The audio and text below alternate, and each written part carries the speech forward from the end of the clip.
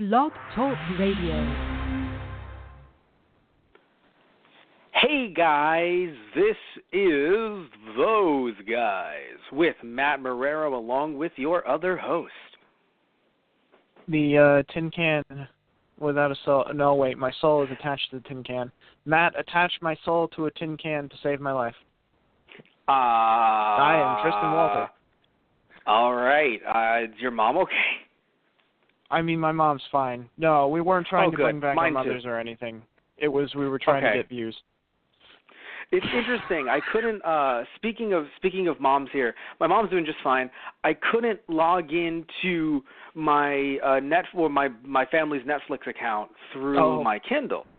I couldn't log in, and I was trying to do equivalent exchange. Did not work properly. But what matters is I couldn't log in because my lovely mother changes the password whenever she forgets.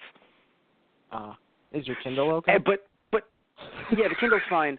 The Chimera Kindle is not, but that's a different story. Yeah, no, but yeah, but what matters is this, right? What matters is I had to use her Kindle, so I'm using it, and I'm like, this doesn't feel right. It's like, yeah, no, it's not your anything. I'm like, right, it's not my Kindle, it's not my.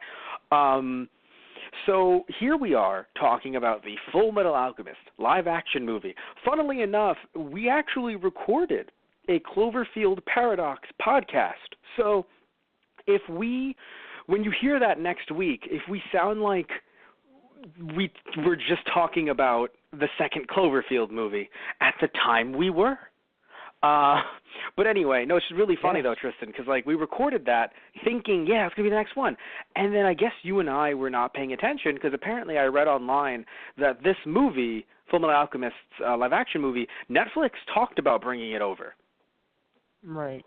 I did not notice that. I mean, we talked about the trailer for this movie on Keikaku Corner, right? We talked about it on Keikaku Corner a few episodes ago, which you can find on the Those Guys on the Radio YouTube channel and on our Blog Talk Radio account, which I'll talk about way later. But I don't know, like I did not hear about, like I knew it was out in Japan. I knew, we were talking about not so much a trailer, we were talking about the different pictures surrounding the movie. And then all of a sudden, out of nowhere, it's been out for 2 months. But to me, it's out of nowhere. I don't hear about a U.S. release. I don't hear about anything like, being released in theaters. Maybe Funimation dubbing it over because they've done that with certain live-action movies before. Also, Viz did that with Death Note, with their, with obviously their English cast. No, just boom, on Netflix. And I heard about it, I think, like a day or two ago, and I was like, what? I don't know if you heard about everything. It. Yeah. Well, did you hear about it or no? Did you hear about it from me? I may have. I don't actually know if I heard it was coming to Netflix or not. No. But just hearing that, hey, Tristan, it's on Netflix. Like you didn't hear like 2 days ago or like yesterday. Just this is on Netflix now. So, how did you feel when I broke the news? I mean, I don't know. I guess I wasn't surprised. All I could think was, oh, God, here we go, another live-action movie. Okay. Well, if I'm being completely honest. And thankfully, it actually was better than you thought. Better than we thought. Yeah, because a lot of people were complaining about this movie, and I was... What? Well, no. There's obviously issues, but you and I did not hear good things about this movie, and we thought, oh no. Right. Yeah. Because I think it was screened in November, I think, or something like that. Right. Yeah, I thought it was also screened so like American audiences got to see it as well. So we were just not hearing good things, and again, I'm not going to say this movie is anywhere near perfect, but it definitely did what it could with the time that it was allotted. Right. I got to be honest. While I can say what I didn't like, I don't think this is going to be a podcast where I'm going to have to sit here and be like, what they should have done is add this, because like, what can you add? You could remove some things maybe to add some stuff, but I don't know what they could have removed other than maybe done something different with Nina, not just because I don't want to see it because it breaks my heart every time, but also because I don't know how else you could have, like I guess you could have maybe removed it and changed it a little bit. I mean, they obviously needed it because in their eyes they were like, we're going to bring back Tucker later. So, but I don't know what they were going to, because I mean, they weren't going to remove Marco because then how the fuck do you show the lab and everything? So like, they had, like it was really rough because, and also the movie was longer than we thought. Like I thought it was going to be an hour 20. Yeah. So I'm happy that it was closer to 2.5. Right. But it feels like it was a story, and they have the bare bones that they need to tell it, but like, see, the thing was the whole time for me, I'm thinking, so what? All I could think in the back of my head, I'm like, so I have to remember back to the first Fullmetal Alchemist anime, not Brotherhood. I'm like, so how did this go down in the anime again? It's been so long. I couldn't remember half the time. So, but wait a minute. So a few things. First off, have you not seen Brotherhood? Because I actually haven't finished Brotherhood. But for anyone out there who wants to, Brotherhood, yeah. Okay, because anyone wants to beat me up right now, please understand. I finished the manga, and I love the manga. But because, it's funny, I never finished the first anime or Brotherhood. So now I think I can hear the crowds starting to just pitchforks and everything. It's funny. But anyway, I think I missed out on the finale for the first one, and I was so pissed. I mean, it's... I'm like, were you seeing it aired on Adult Swim? I believe so, yeah. Oh, that's Maybe. nice. I actually, it's funny. It's on Netflix now, or at least it is. So I should probably watch it through there. I got the DVDs, like the first part, and I think the second part, but both of part 1. So I got those. So I watched through half the series. It's funny. I even have the movies on DVD. And I have the entirety of Brotherhood on Blu-ray.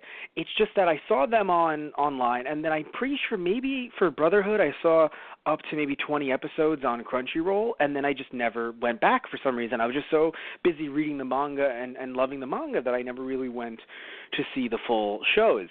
So even though I never finished them that way, I did read the manga. So I also had to look in my head and be like, where did this happen?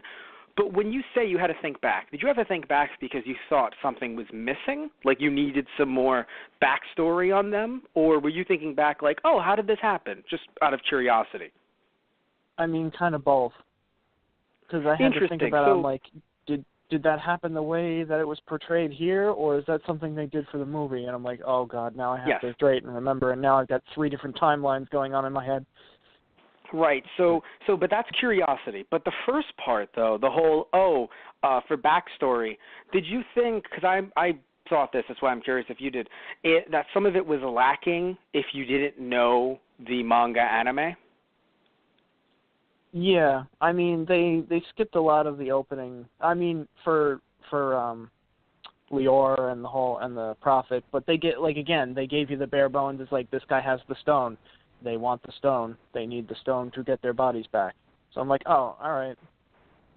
So I'm like, I wouldn't really complain saying they missed anything monumental, but it did feel like, oh, so they're skipping to this to get to the point. All right, got it.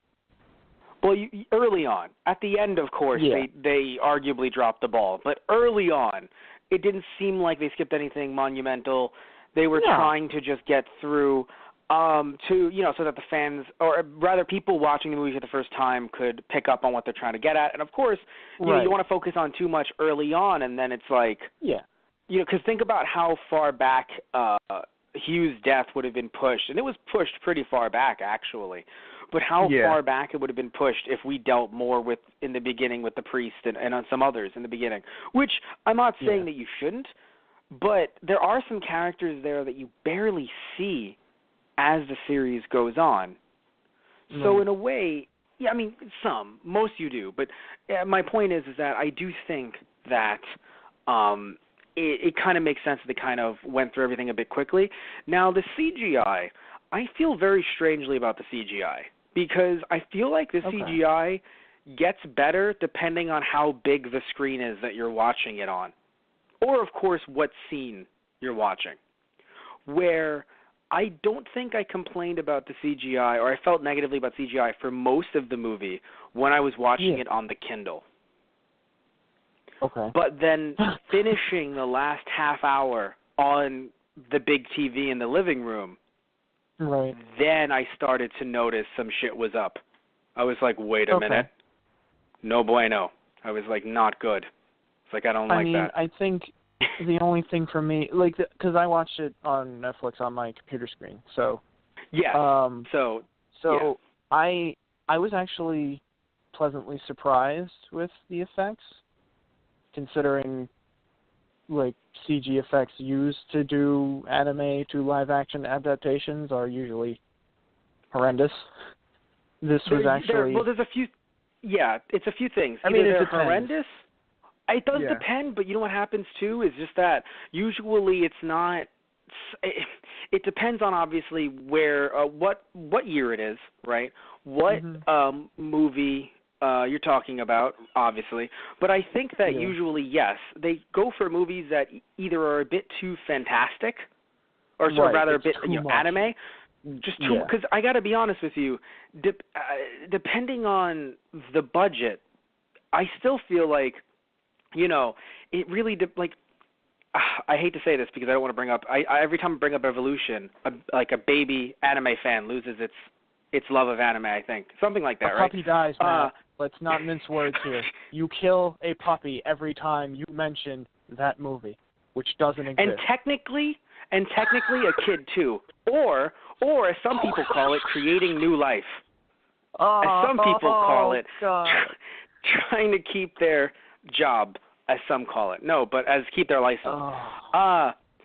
Anyway, but let's be, okay, so just back to Evolution here. Yeah. Even if it was created today, I would feel like, no, I'm trying to say that even if it was created today, I feel like it would be hard to master certain things. That's why I feel like Dragon Ball, the original, is always the best starting point when he's little and tiny, because there isn't, other than maybe some, like, bunny creatures and pigs and stuff, it's not like your CG is going to go over, in my opinion, over the top, versus, like, let's do the Saiyan Saga, and it's like, you poor souls.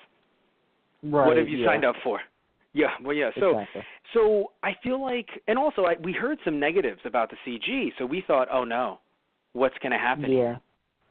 And then we saw it, and we were again pleasantly surprised because usually either also what'll happen too, which it's funny, it happened in the movie, but it actually served the plot, and it was supposed to happen sort of because it happened in the manga a little bit too.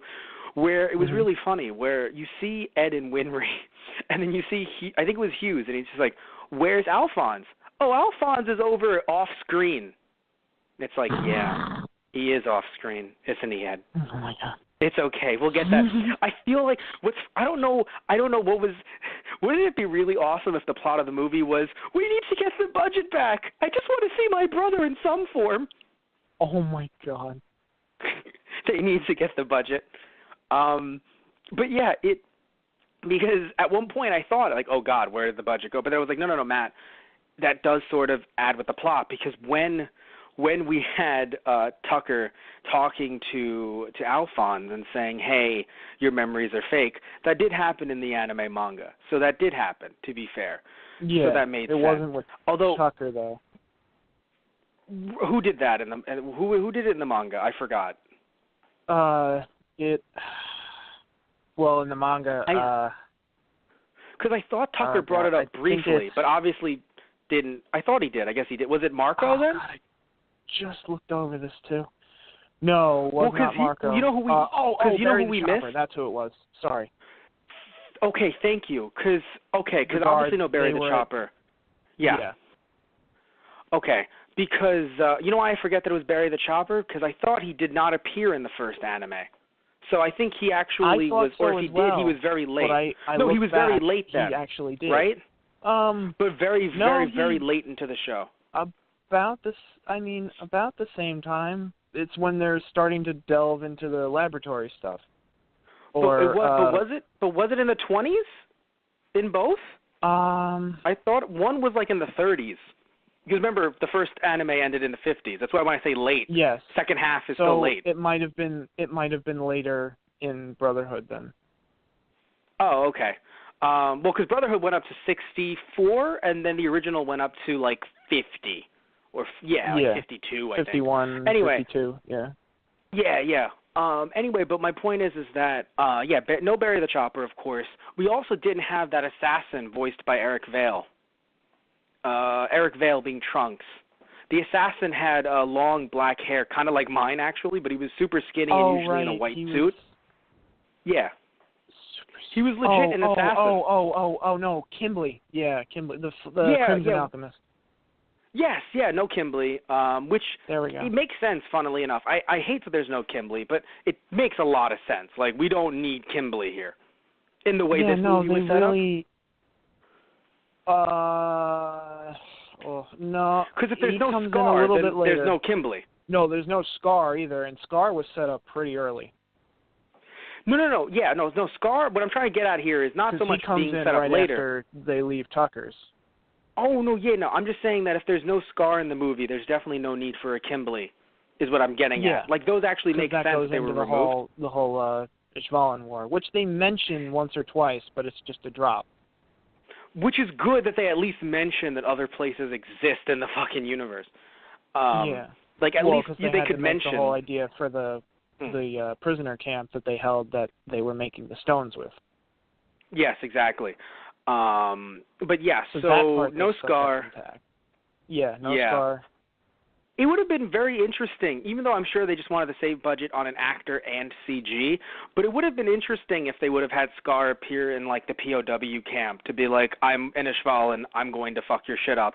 I'm sure it would have been too much to do, just even in plot. Maybe some people would have been confused, but I think it would have been...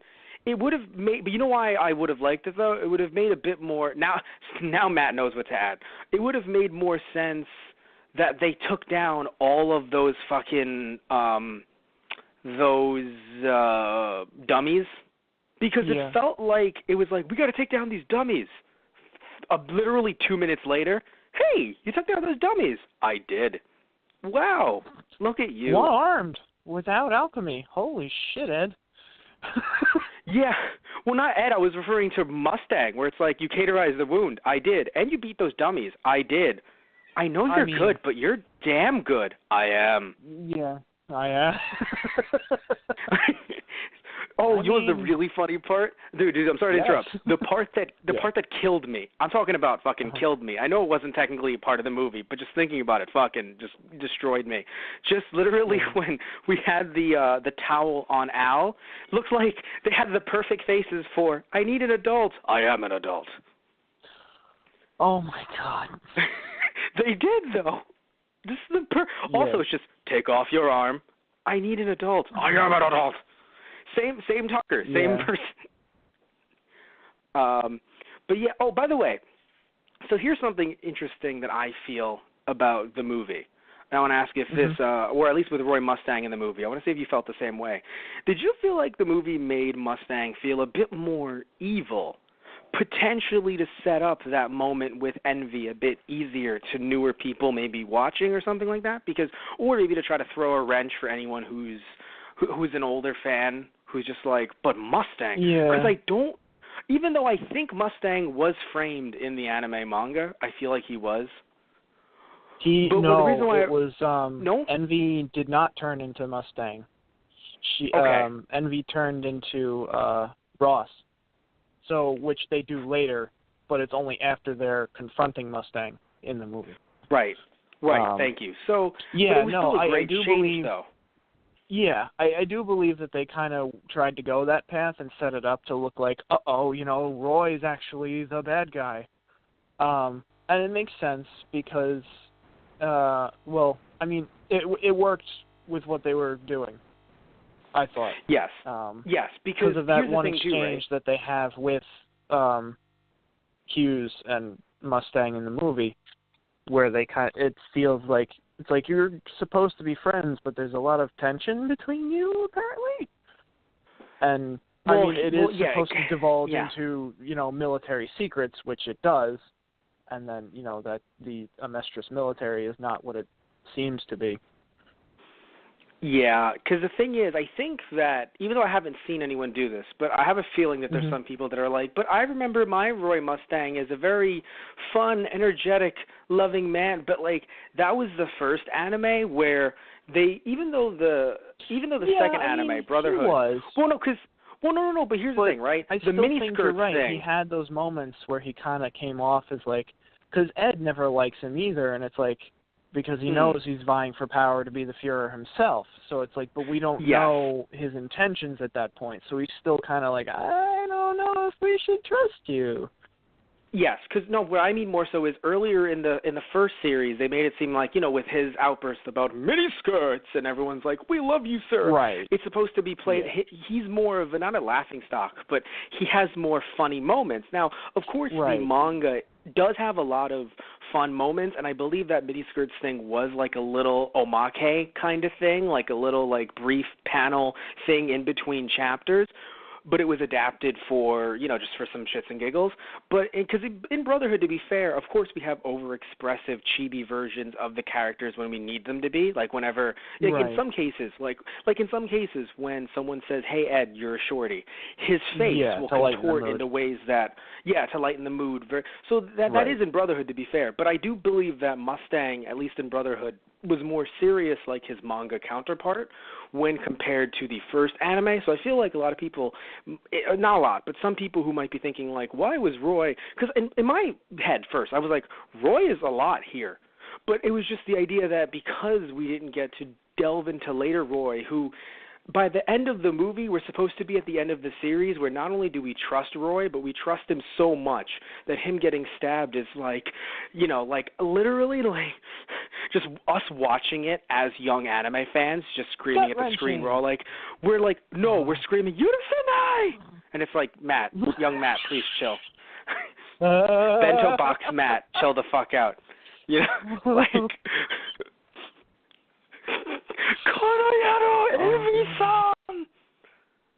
But so yeah, but all seriousness though, by the end of the series, we trust Roy so much that him jumping in between Hawkeye is like, like tears. You're like, no, Roy, and then he didn't die in the manga either, which was weird, but whatever. Right. Well, actually, they made it seem like he was going to, though, because like he was in that moment where he was just quickly flashing, but I thought he didn't die. But we all thought he was going to, but then he didn't. I don't remember if he actually did at the end in a big explosion. My brain tells me yes, but my body tells me no.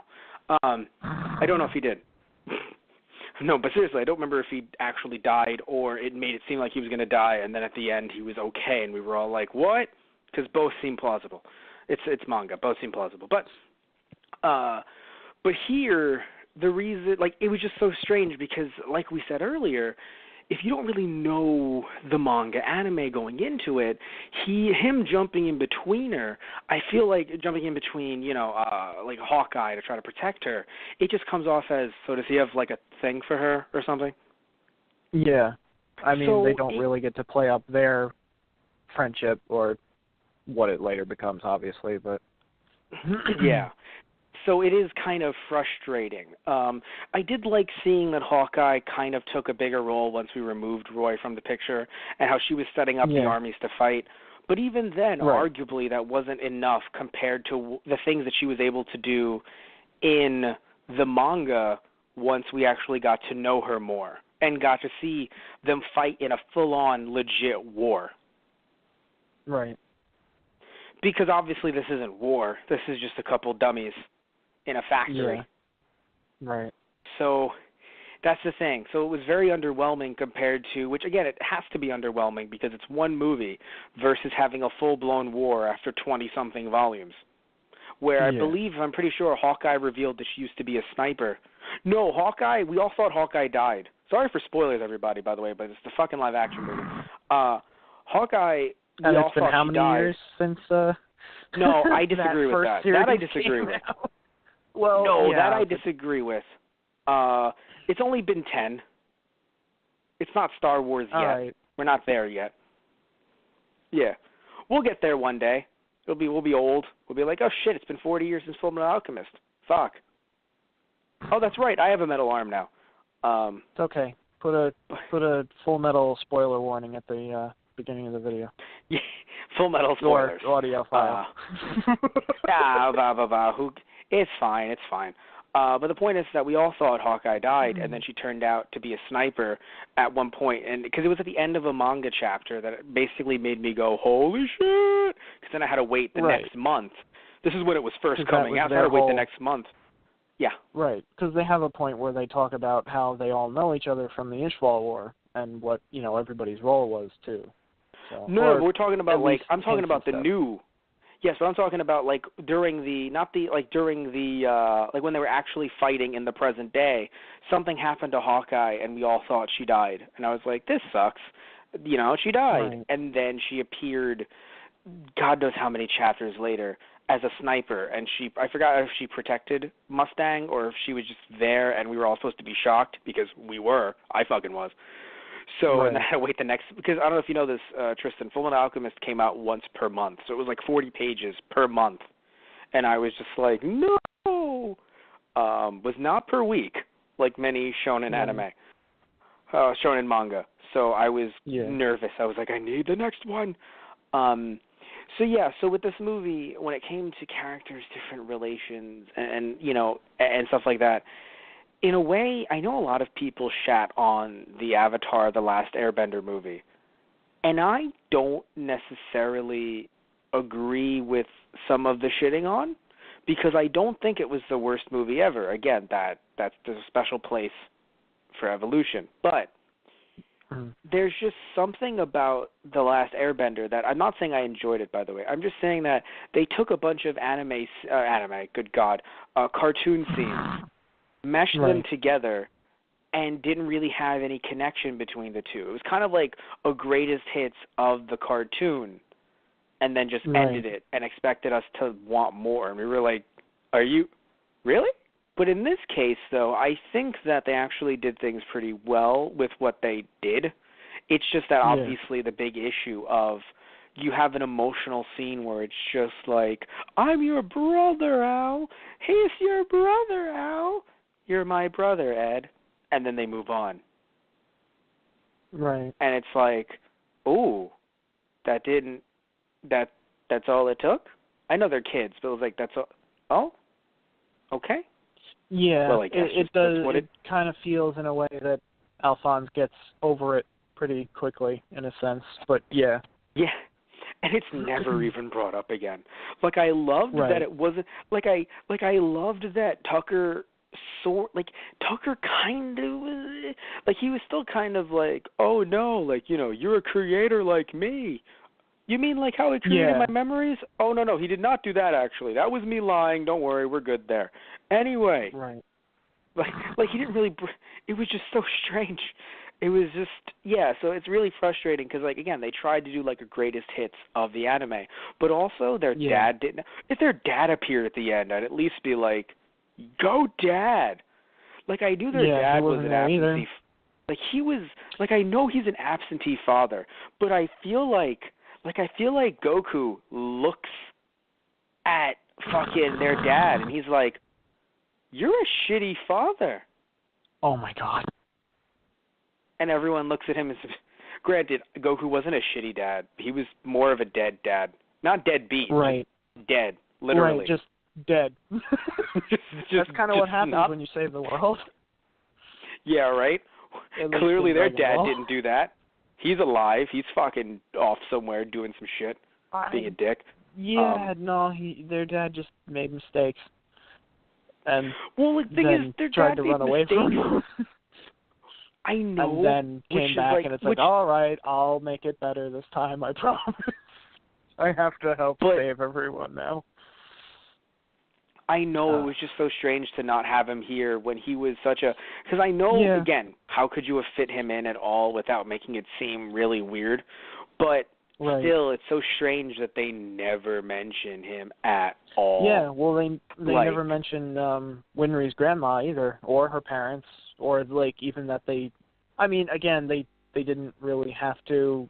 I mean, Winry was just there to be the go-between, really, to show the relationship between Ed and Al, really. She didn't I mean, yeah, she said mechanic too, but she didn't feel like she had much to give to the plot in this either, which was kind of sad. That was the most frustrating, because I thought that they were going to at least try to go for a love story. Right. Yeah, I thought they were at least going to go with the love story angle, and they didn't. They kind of did. But then they did. Very. That's the thing. This better be it's funny because with the Death Note live action movie, you were the English one. You were like, I'm okay if this is the only one. You were pretty okay with that. Right. I agreed and disagreed, because I was like, I'm not saying I want more, like, give me more or else. But I was under the impression of, like, oh, it looks like Light's finally going to be the Light that we want to see.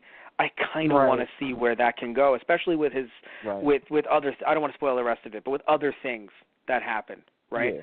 You want to learn what happened, you can go watch it on Netflix and then listen to our Friday Night Movies podcast about it. But no, but seriously though, right? It's not like I want more of this or to people to view it. I don't know what they want, man. But it's what the people want, whatever they want. But anyway, but when it comes to this movie though, right? When it comes to this movie, it feels like it's an injustice if this is the only movie. Because how can you not have expanded more upon the fact that Ed and Winry should like be totally dating, bro? Just getting it on. In the dating that's kind scene. of it's kind of the overall arching thing for this that I liked the visuals, and I love, like, the costumes were really great too. It's funny. Some reviewers basically called this like just cosplay with a budget, which is you want to feel like it's a slap in the face, but man, was the cosplay good. Yeah. So it's kind of like, you've slapped my cheek, sir, but I will turn the other one.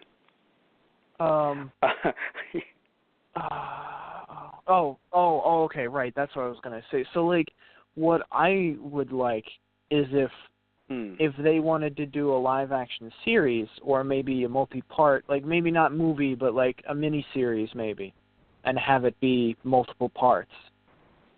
That way they could flesh things out a little bit and do it live action with these actors and those costumes and everything. Like, I feel like that would have done it better. Yes, but that wouldn't have worked. Probably... The thing is, here's the thing. Here's why that wouldn't have worked. For the plot, it would have worked brilliantly. Right. That CG cost a lot of money. That is fair. Yeah. There's a reason why it came out in a movie. Yeah. Right. Yeah, fair. No, that would have been some... Yeah.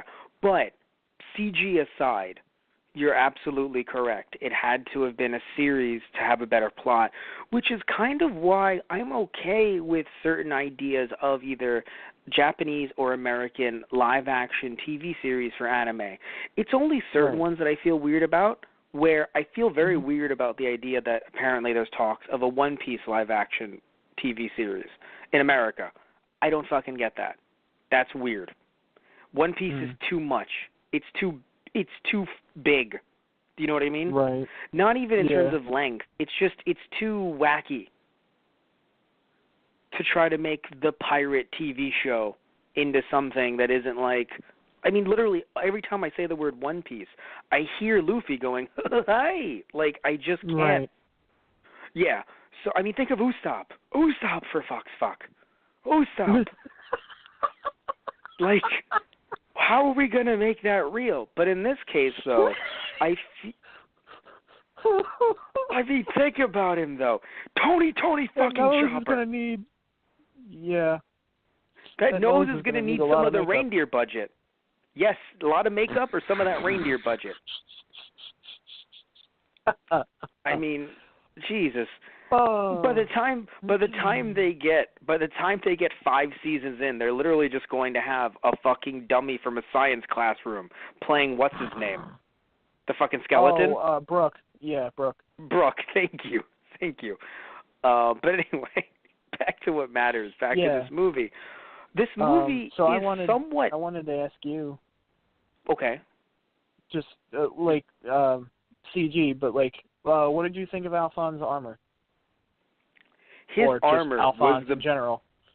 his armor was the best thing in the movie. His armor was the best. I think the CG for the armor was perfect. It's other things that I think slipped, but the armor was great. Because the armor, I think it was just done very well. Him getting hit was, I think, the only issue, but I think it's the issue with a lot of there's just certain parts of this movie that, because of the CG, maybe some of it was too bright. Not so much with the armor, but other parts of it.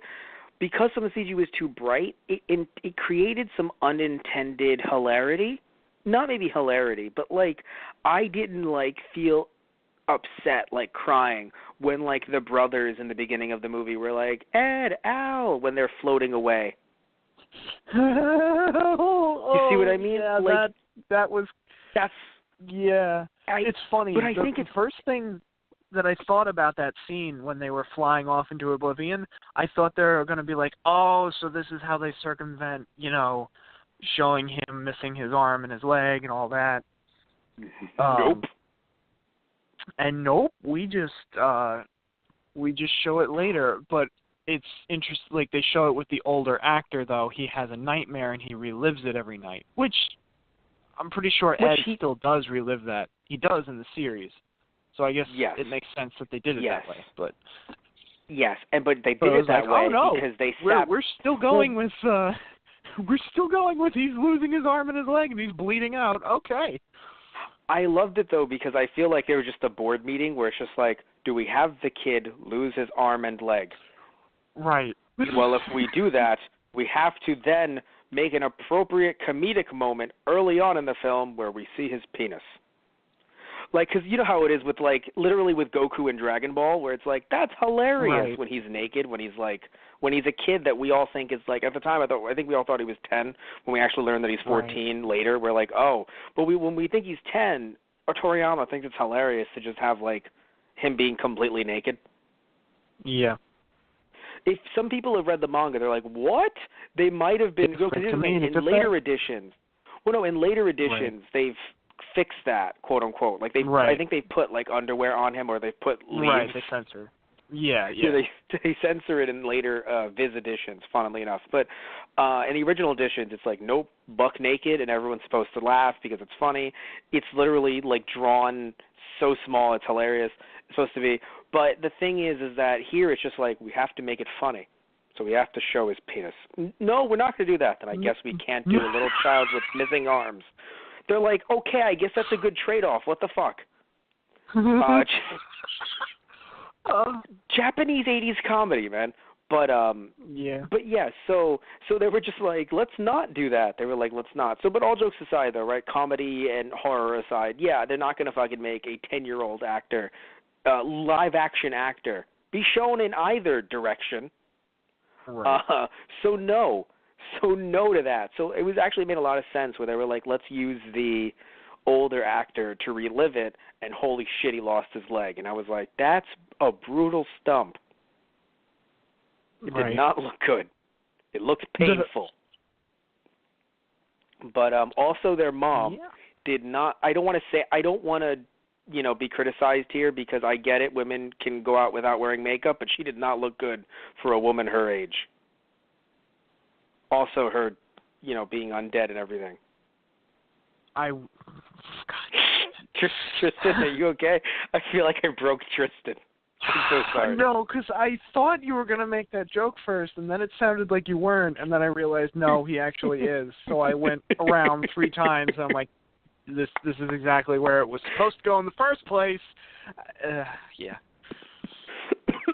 Just like how you felt about seeing the flashback later on. Right, yeah, I'm like, what?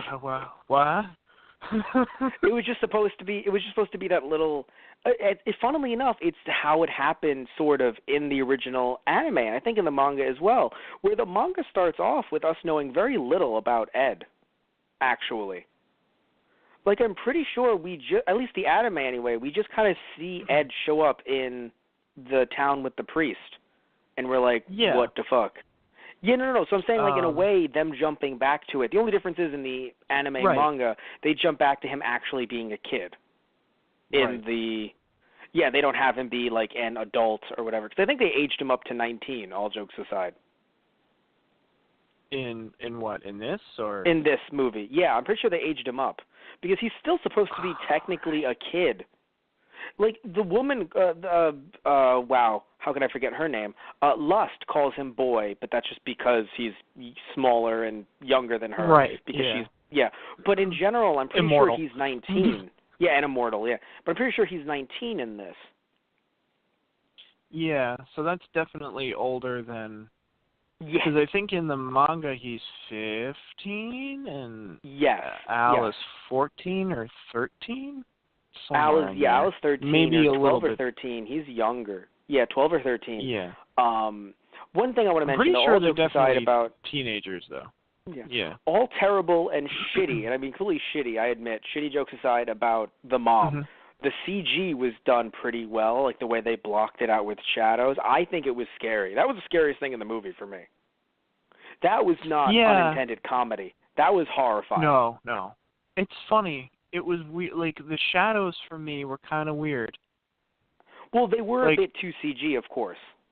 Yeah, because they had to obscure the... Yeah. Well, they obscured it. They've obscured it in every version. It's just that obviously when it's drawn or animated, which is still drawn technically, when it's drawn or 3D CG'd in anime form, it's obviously going to look a lot better than it did here. Actually, I think in other versions the shadows, or rather the fog, whatever, was more grayish, whitish. Obviously, manga had the ability to do that, and other ones because I don't think it was as dark as it was, because what happens is it had to be thick so like it kind of obscured her in a weird way. Do you know what I mean? Right. Yeah. Like it didn't look right because it was because it was like the black smoke on top of the darkness that was kind of her and surrounding her. So it was a little weird, but it was still scary is what I mean. Where other parts of the movie, like when Ed hits Al, in a weird way is a little bit funny. Not when Al's on the ground, but I mean when he punches him when they're both standing, because it's kind of just like bum, bum, bum. And then when he's on the ground, it's sad because obviously it's like you're going to hurt your arm, use your left hand, and you see the blood popping up. That wasn't funny, of course. But when it was kind of just them standing, and it's like bow, bow. Even when it's like, I'm not finished with you yet, bow. And even in a strange way, I think this was just the cut. This had nothing to do with CG. When Winry's crying at the end, just the way they cut to her going, ah, and then back to the two of them. It was just that one cut. It had nothing to do with CG at that point, really. But some of the CG, again, like some of the CG just had. Like, I think one thing that was supposed to be funny, I think, was when the father was getting eaten at the end. I think that was supposed to be funny because it was just like, yes, I'm your father. Father? I mean, I'm not your father? Oh, God! That was supposed to be funny. Oh, yeah. Until they start consuming him, Matt. That was the funny part, wasn't it? I thought that was the funny part. No, because if he's the one who tried to... I thought it was funny because he created them like, I will rule you all. You're my army, father. Yeah. If you eat your father, then no, I am not your father. Father. But no, Maury! Someone get Maury in here. I am not their dad. Oh, God. Gets eaten. Just kind of like, yeah, that's a problem. Oh, by the way, it's just kind of the idea of being eaten that gets me. No, I know, but they didn't show anything. That's another thing that made it funny too. If they showed like the blood, like, you have to understand. I think, if I was staring at his face the entire time, it was kind of funny.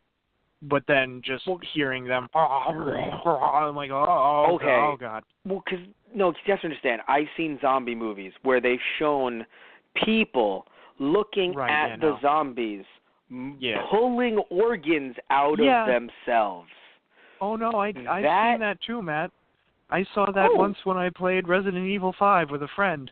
We stopped immediately because it was like, no, my friend. We're not into that. Wait, you mean Resident Evil 5 the movie or the game? The game. You literally, when you both fall, you see them start tearing you apart, looking up at them, and I'm like, nope, not into that. We're done. You misunderstand, I know, I'm a wee friend. Babby. I'm a wee babby. I have seen nothing. I'm talking about a live-action movie. Oh God, why? Where they're seeing organs being ripped out of them and they're screaming as the organs are being removed. Nope. I saw that and I was like, well, this is a film. How about nope? Nope. I want to show you the scene when you're next to me so you can hold me. No, that's when I'll show it to you. I when will we're near each other. Punch you and run. But I have popcorn. I don't care. But I have, I don't know what I have. Skills? I don't what care how many. Nothing will make this an equivalent exchange. I'm sorry. I have cooked steak, which, by the way, being ripped out of them right now is uncooked steak. Because it's special effects, Tristan. They're not actually dead. I'm going to punch you just for that. God, I hope. But anyway. One thing I want to mention to you, Tristan, all jokes aside, how did you feel about the subtitles? Because we have to watch this, obviously, with English subtitles. English is our primary language. We are from New York. Not that it changes anything, but we are from New York. How did you feel about the subtitles? I was not the biggest fan. How did you feel? I thought they were fine. Okay. Didn't really think about it too much, to be honest. Okay, so here's why I'm going to be the biggest whiner in the history of whine. You can call the ambulance, everybody. It's okay. First off, I'm just going to say one. Yeah, thank you. Just one ambulance. Just literally, you call. Hi, it's about an anime. Literally, you get on the line. Oh, it's about an anime again? Okay, we'll send them. Where? Oh my God. Literally, someone comes up to me. Do you have any problems, Desu? All right, just stop being so condescending. So this one, I'm just going to point out a few lines, or a few lines, and then like the general everything. First off, literally the phrase "Dad, I'm your daddy." It's like, really? Are we really doing this right now?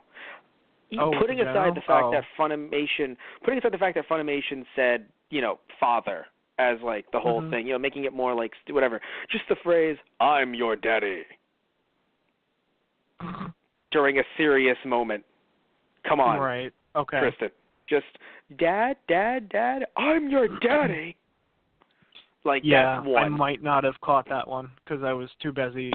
Like they're gonna. Because I saw them they're gonna kill him. They were starting to shamble. I'm like, they're gonna fucking eat him, aren't they? I'm like, oh God, they're gonna. I'm right. I hate it when I'm right. Yeah, so I think I missed that one. Yes. Some other stuff. Basically, it felt like they tried to jump between English that was more spoken, that felt very familiar, versus then going to very stilted translations. So in other words, you basically in the beginning of the film, you had Ed be like, "Hey Al, you saved my ass," and I was like, "Oh, so we're going with very familiar English here," because that was like one of the first lines. That was one of the first lines in the movie.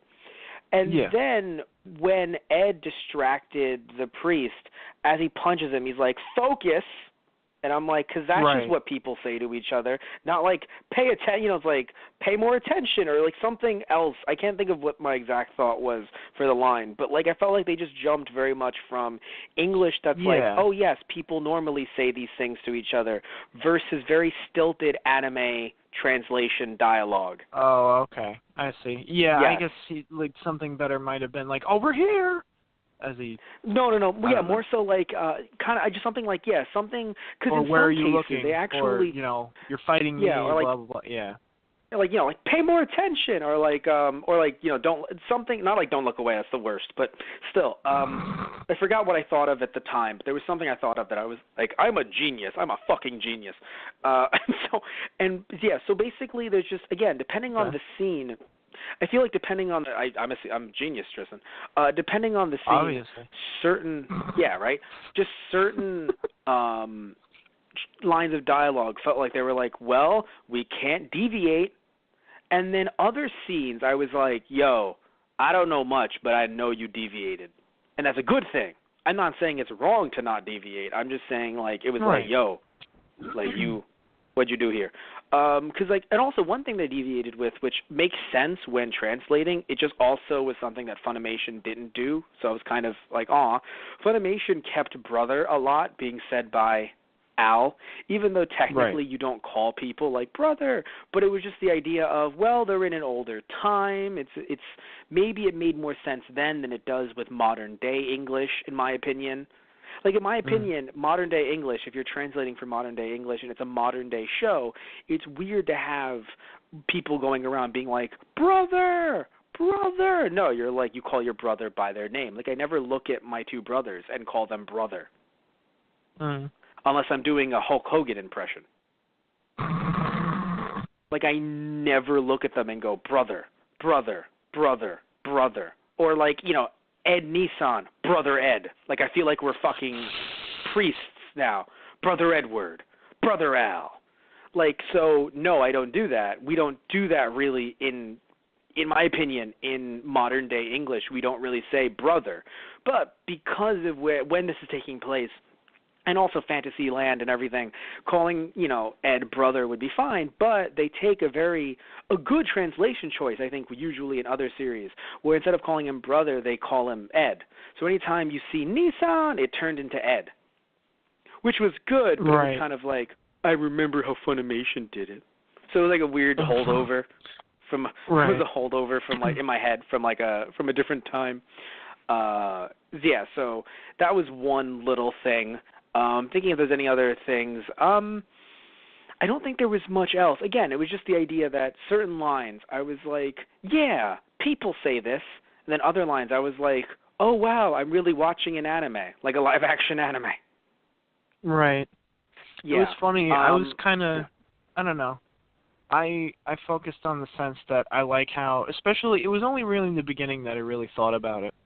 But I like that they gave, you know, Edward, you know, Ed was a bit more snarky and a little more foul-mouthed, and like Alphonse was like seemed really proper, especially when he was talking to the townspeople, trying to describe to them, and also not realizing like, hey Al, they're not gonna understand the, you know, alchemists speak. They're you know, normal everyday people who don't study science for a living. I gotta be honest though. The one thing I felt weird about though is I feel like I couldn't even follow, and I'm like, but I watched the show. Why did you do that? So no, because sometimes a show does a thing where like it makes it so like I can get it, but you know I'm not one of those country bumpkins, even though they were all like fucking, they looked high class, but still, or at least like common village folk, but still, it was just one of those things where usually we understand what's going on. That he said that I was like, wait, that I've never heard that phrase before. Okay.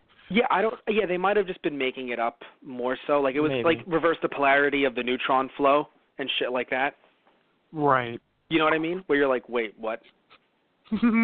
I think maybe they were trying to go for that kind of logic. Yeah. But yeah. So one thing I want to say though is I actually was really happy with some of the actors that I saw in this, and I say some not because I don't like all of them, but there were some that you and I both know and we've seen before, and I don't know if you remember that you've seen them, but I know you've seen them. The first one is the actor for the priest. Take your word for it. Right. Well, the actor for the priest was in the Ring movie. He was the cop. He was the cop in the first movie that was very much like in their business. In the first Ring? Oh God, did I mix up the Ring and the Grudge? Please tell me I did not. The second Ring. Yes, the second Ring. Sorry. Yeah. Right. Yeah. Yeah, remember the one I told you that was in Kamen Rider Den-O? He was the train conductor guy I told you in Den-O. Yeah, that was Ring 2, I'm pretty sure. Yeah, sorry, thank you, Ring 2. I thought I mixed the Ring and the Grudge up. I was like, no, because those I do with Anthony Toto, a mutual friend of ours. I was like, no, oh God. But anyway, so, but no, in the Ring 2, the cop that was getting way up in their business, yes, he was. I remember it was him. Yeah, he was the priest. He's Father Cornello, or he's just the priest in this. I think. I don't know if they ever actually said his name. They did not. So he was Father Cornello. He was Father Cornello, Right. and also, if you remember, if anyone doesn't know, he was in Kamen Rider Den-O. He was the conductor. He's also in multiple episodes of Sasuke, which is the Japanese version. In America, it became The Ninja Warrior. So he's also been on that show as well. So he's someone that's been in a lot of different movies. But it's so funny how, we actually did The Ring 2, and I was like, I know him from things, and you were like, sure. And then you see him here, and I'm like, hey, look, it's him again. He even, not only did he start off the movie, but he even appears a little bit later. And I was like, hey, look, it's you. So I think it was really nice to kind of see him in the film, just basically being in a Toku movie again, just as a completely different character. Right. Yeah. So that was the first one that I enjoyed. The next actor that I enjoyed, I want to make sure I get his name right. It was he played Dr. Marco. He has been in a lot of different movies, like way too many. I'm going to list them, but he's been in a lot of films. Well, because let me try to get the list up here. But yeah, he's basically been, I don't know if I can get the name of the characters that he's been, but he's basically been in Kill Bill. He's been in the movie, it was a Japanese movie, but very popular, you might have heard of it, called Audition. So he was in Audition, he was in Kill Bill. He was in, also another thing I want to mention too, very, very briefly, it feels like no one else other than you and I and some other reviewers have seen the Fullmetal Alchemist movie on Netflix. I don't know if Netflix maybe did not push the movie hard enough. I'm really confused because when I try to look for the movie, I have to be super fucking specific because Google acts like it does not exist. That's like, I have to be like, live Fullmetal Alchemist, live action, movie. And then eventually Wikipedia is like, you mean this one? I'm like, the one that just came out. Yes, it's new, motherfuckers. Right. Like, what do you do? A bunch of reviews pop up before it. And I'm like, are we getting reviews before we actually get info about the fucking movie? Right. Anyway, so let me find the actor's name here. Looking for, okay, so he's listed, by the way, just random aside, Kenjiro Ishimaru is listed as Father Cornello in the cast, but I don't think the movie itself ever said, it's him. But I'm pretty sure the movie did not mention his name. Jun Kunimura, by the way, Jun Kunimura is Marco. And looking at stuff, he's also been in Ichi the Killer, which I know is one that you've heard of. He's been in, like I mentioned, Kill Bill Volume 1. He was in Godzilla Final Wars. You might know him from there. Oh, okay. Yeah, I was gonna joke and say, oh, what, Matt, was he in a Godzilla movie? And then here we are. You know what it is? His face is so pronounced. Yeah, it's like something about his face that you're like, I've seen him somewhere before. True. He's also been in, even though we haven't seen these, he's been in the Parasite Part 1, so that was a live action movie. He was in the Attack on Titan live action movie. Yeah, he's in Attack on Titan live action. That one either. No, he was in Shin Godzilla, which we have not seen, or I haven't. Right. I haven't either. I have a question for you. Here's someone you might know. Who is Ryohei Higashikata? What, as who you played in this, or who you? No, do you know the name Ryohei? Ryohei Higashikata. He's from JoJo's Bizarre Adventure. Diamond is Unbreakable. He's a character. Oh, wait. I don't know how he would look. I haven't gotten that far in JoJo, but the guy that plays Marco plays Ryohei Higashikata. Because that's I don't know, dude. That's the main character. Yes, I know. I recognize who he is now because the last name. Good. Now I remember. Yeah, it's the main character's dad. So then he plays his dad in very long. Okay, well, because he plays him in the live action movie. Got it. Okay. Yeah. So it's again he plays. That was going to kill me, Matt. If I couldn't think of who it was, that was going to kill me. I'm sorry. You don't understand. Well, from the way you make it sound, I guess how it killed his dad, I don't know. I haven't seen the show. I haven't seen that far into the show. But anyway, what matters is that he has a very long list of of different movie roles, but it's just his face. You see his face, and you're like, I've seen him in something, and apparently you have. You've seen him in a few things. I didn't even realize that you have. So that's really funny. And of course, here he is, and sadly, he died Technically, really I fucking wouldn't quickly. have seen his face in that last one, but that's anyway. No. Well, I mean, if you had seen the live-action movie, then yes. Oh right. Damn it, I forgot about that. That's what I'm trying to say. Right. Yes, it's an actual live-action movie that he plays his dad in. They did. He's Yes. Okay. yes. That makes sense. Yes. Right. It makes a lot more sense. Yes. And then of course, when we go over to looking at some of the other actors, I wasn't the biggest fan of Edward's actor. Not that he's bad, but there were just certain moments that weren't as good as they could have been. That's all I'll say about it. Like, I feel like certain moments where it felt like I don't know, I feel like there's certain moments where he could have been a bit more. I'm trying to think of which moments exactly. I don't know if it was the one with Tucker, because I feel like he was kind of upset with Tucker. It wasn't like he was, because the thing is, it was so interesting, because I know he had to throw. He was mildly upset with Tucker, yeah. Mildly. No, but I think he could have went farther, I think. Broke his face. No, but the punches are irrelevant in terms of how you say you're upset. Oh. Like, you can be like, I'm really angry at you. It's like, okay, your punches show that, but your voice, that's what I'm talking about. Vocally, I feel like, but here's the thing, though. He's acted in a bunch of stuff, so it's not like he's an amateur when it comes to his acting roles. He's actually been in, not only in Fullmetal Alchemist, he was also in 2 Assassination Classroom movies, which is a big anime that I have yet to see. I have read the first volume. Oh, good. So that totally qualifies us to do a podcast on it. Look at us doing all the shit that we've done so far.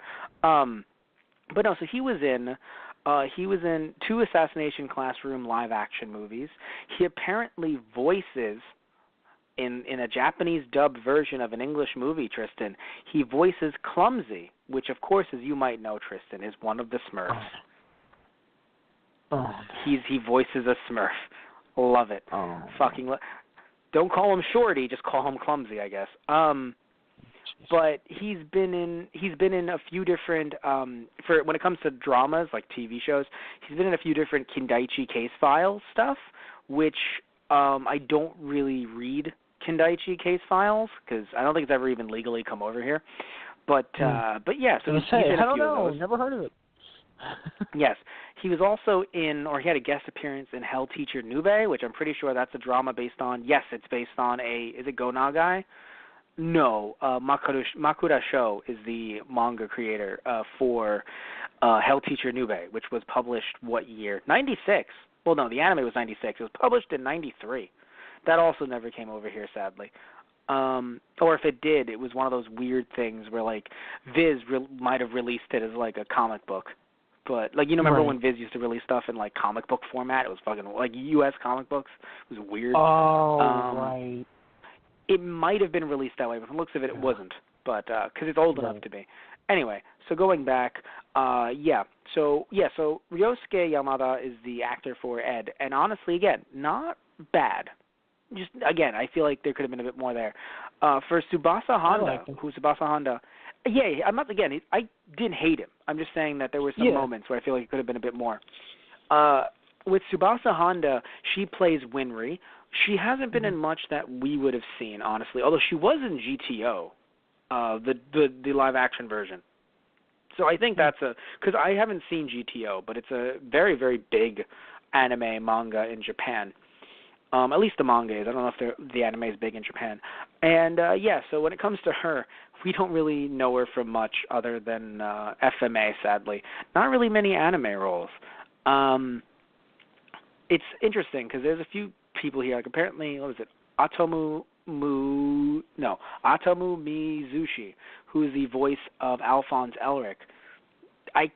Apparently a page on him does not exist. Same thing for Gluttony's actor, Shinji Uchiyama, who I think Gluttony was pretty good, actually. Like, he played his part. He was, I feel like he was a bit more subdued, even though his face was good. Like, vocally, it was strange, because I loved his face. I didn't like the eyes, because I feel like the eyes should have turned on and off, because in the manga, it did as well, where sometimes his eyes were white. Sometimes they weren't, though, I thought. Okay. I'm pretty sure his eyes weren't 100% white. If they were, then my bad, everyone. I'll accept the pitchforks for that. what I found fun, there was a moment that I found hilarious, CG related, and it was with Gluttony.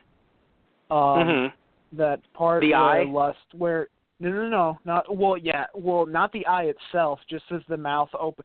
After the mouth opens up and after the eye, when he's walking towards the soldiers, after Lust says, deal with them while I deal with Mustang, just him kind of waddling after them. He looked like a big baby. Right. It was actually. No. Okay. So yeah. the CG I thought was fine, but just the sight of him waddling after them as they're screaming and running down the tunnel. Granted, I would too, but just seeing him go after them was hilarious. So the and you actor just see like the rubber teeth from the back coming out. Yeah. Oh, so the actor. That was good. Here's the thing: the actor that played Sho Tucker, his name is Yo Oizumi. He's a pretty big actor. Funnily enough, usually seemingly does comedy stuff. So, but apparently he seems like a really big, well-known actor. Nothing really, have you seen the second Gamera movie, Attack of Legion? Because that's the one thing I could think of, like, did you see him there? Other than that, he, voice-wise though, if you've seen Howl's Moving Castle in Japanese, he was Prince Turnip. Spirited Away...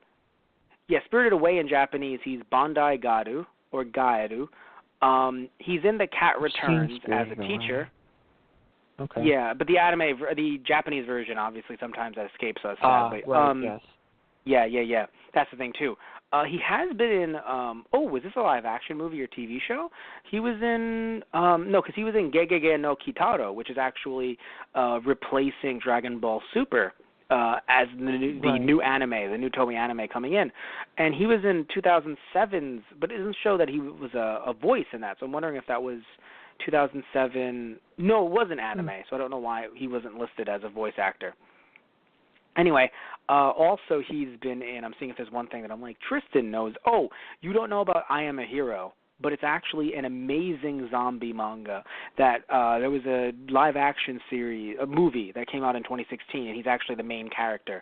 And I can see him playing it, so that's actually main character's a good guy. A little misguided, but he's not a terrible person. He's also going to be in, if it's not out already, no, it is out because it came out 2017, the Tokyo Ghoul live-action movie. Right. So there's that, which you and I haven't seen. I've heard good things about it, but I have not seen it. And so that's where we may have seen him in. I just feel I don't want to hate this guy because obviously it's terrible and wrong to hate the actor for, a role that he did. Yeah. But it's just so funny because on his right, but here's the thing though, on his Wikipedia page, it literally says, on May 30th, 2011, he became the father of a baby girl. On his website, he jokes saying, "Today I successfully became a father." And I'm like, you bastard. Like, it's not, it has nothing to do. It has nothing to do. It was 6 years ago. It's nothing to do with him. But you feel it too, don't you? Oh, God, that's... Oof. Right. But also for Roy Mustang was played by Dean Fujioka, which is also his real name is Tatsuo Fujioka, but he apparently is an actor, musician, model, director, artist, and radio host. I want to know. I feel like there was something I saw him in there was something that I saw him in that I was like, Tristan, but I want to make sure. I want to see what it was. Let's see here. Was there one thing? I feel like there was. But, so how did you feel about the actors overall? Was there anyone that you thought might have been a bit more of a weak link or anyone that really drew you in that you thought this was – I know it's hard for us to tell because, of course, vocally we're not Japanese, or rather we don't know Japanese, so it's hard to really, delve into Japanese acting. But was there someone that wasn't doing it for you?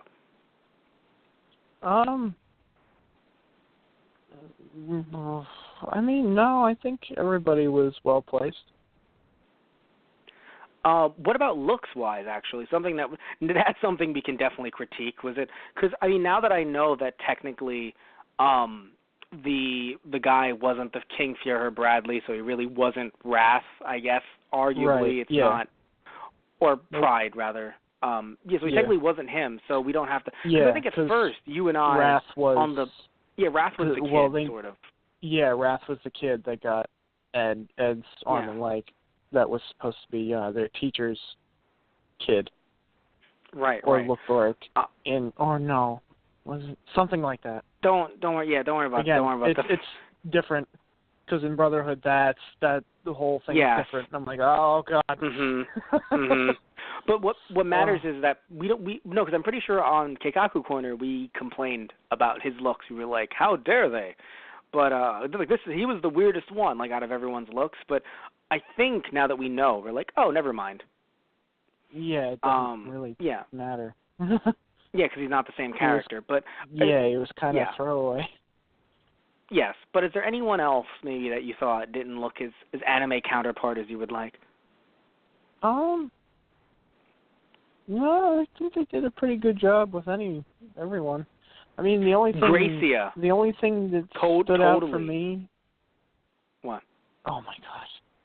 The only thing that stood out for me, and it was really minor, it was the kids' hair. Like the child actors, their hair was darker as kids, and then Ed, obviously when he's older, they have his hair done, and it's blonde and long. He is very blonde. Usually it's the reverse. Right, you get darker as you get older. Mhm. So that kind of threw me off a little bit, but other than that, I didn't have any problems. And I mean, obviously that's not the child actor's fault or anything. It's just hair color. That's why I said it's just a minor thing. Yeah, it's funny. The kids with blonde hair threw me off because usually, first off, blonde hair is a sign of delinquency in Japan. Oh, okay. Because you're dyeing it. Had something to do with it. Well, because you're dyeing it blonde is the thought. So it's like, Gotcha. oh, that's a sign of delinquency. You're dyeing. But here's what I'm saying, though, with that. Why am I bringing that up? Because to me, though, it's that I've never seen a kid with blonde hair in something for that reason, usually. Usually it's the adults that they'll let have blonde hair, and not always, of course, be delinquents, of course. I'm just saying that seeing a Japanese person with blonde hair in a movie or in a TV show, usually I see them being older, maybe a bit more ambitious. Like these little rapscallions, these teenagers, these adults with their blonde hair, their dyed blonde hair. But seeing the kids with it threw me off. I don't think that's why they didn't let them have blonde hair, I don't think. But it definitely threw me off. I was like, children with blonde hair, right. Dyed blonde hair, because it definitely didn't seem like it was their natural hair color. So I was like, right, children, blonde hair, yes. But one thing I want to say, though, is even though I feel like some people's characters weren't fleshed in some ways, I think that Hughes, even though I didn't feel much for his death like I did, I think also because his death came as a big shock as well, and that's also hinges on you. But here's the reason why I didn't as much, I think. When Ed hears the news, he literally not only flashes to 3 scenes, he flashes to the only 3 scenes they've ever been in the movie. Right. Although, to be fair, I think there was a 4th scene. I felt like scene. they tried. Yeah, I think they tried to build it up that Hughes was like their friend and helping them out enough in the movie to make it work.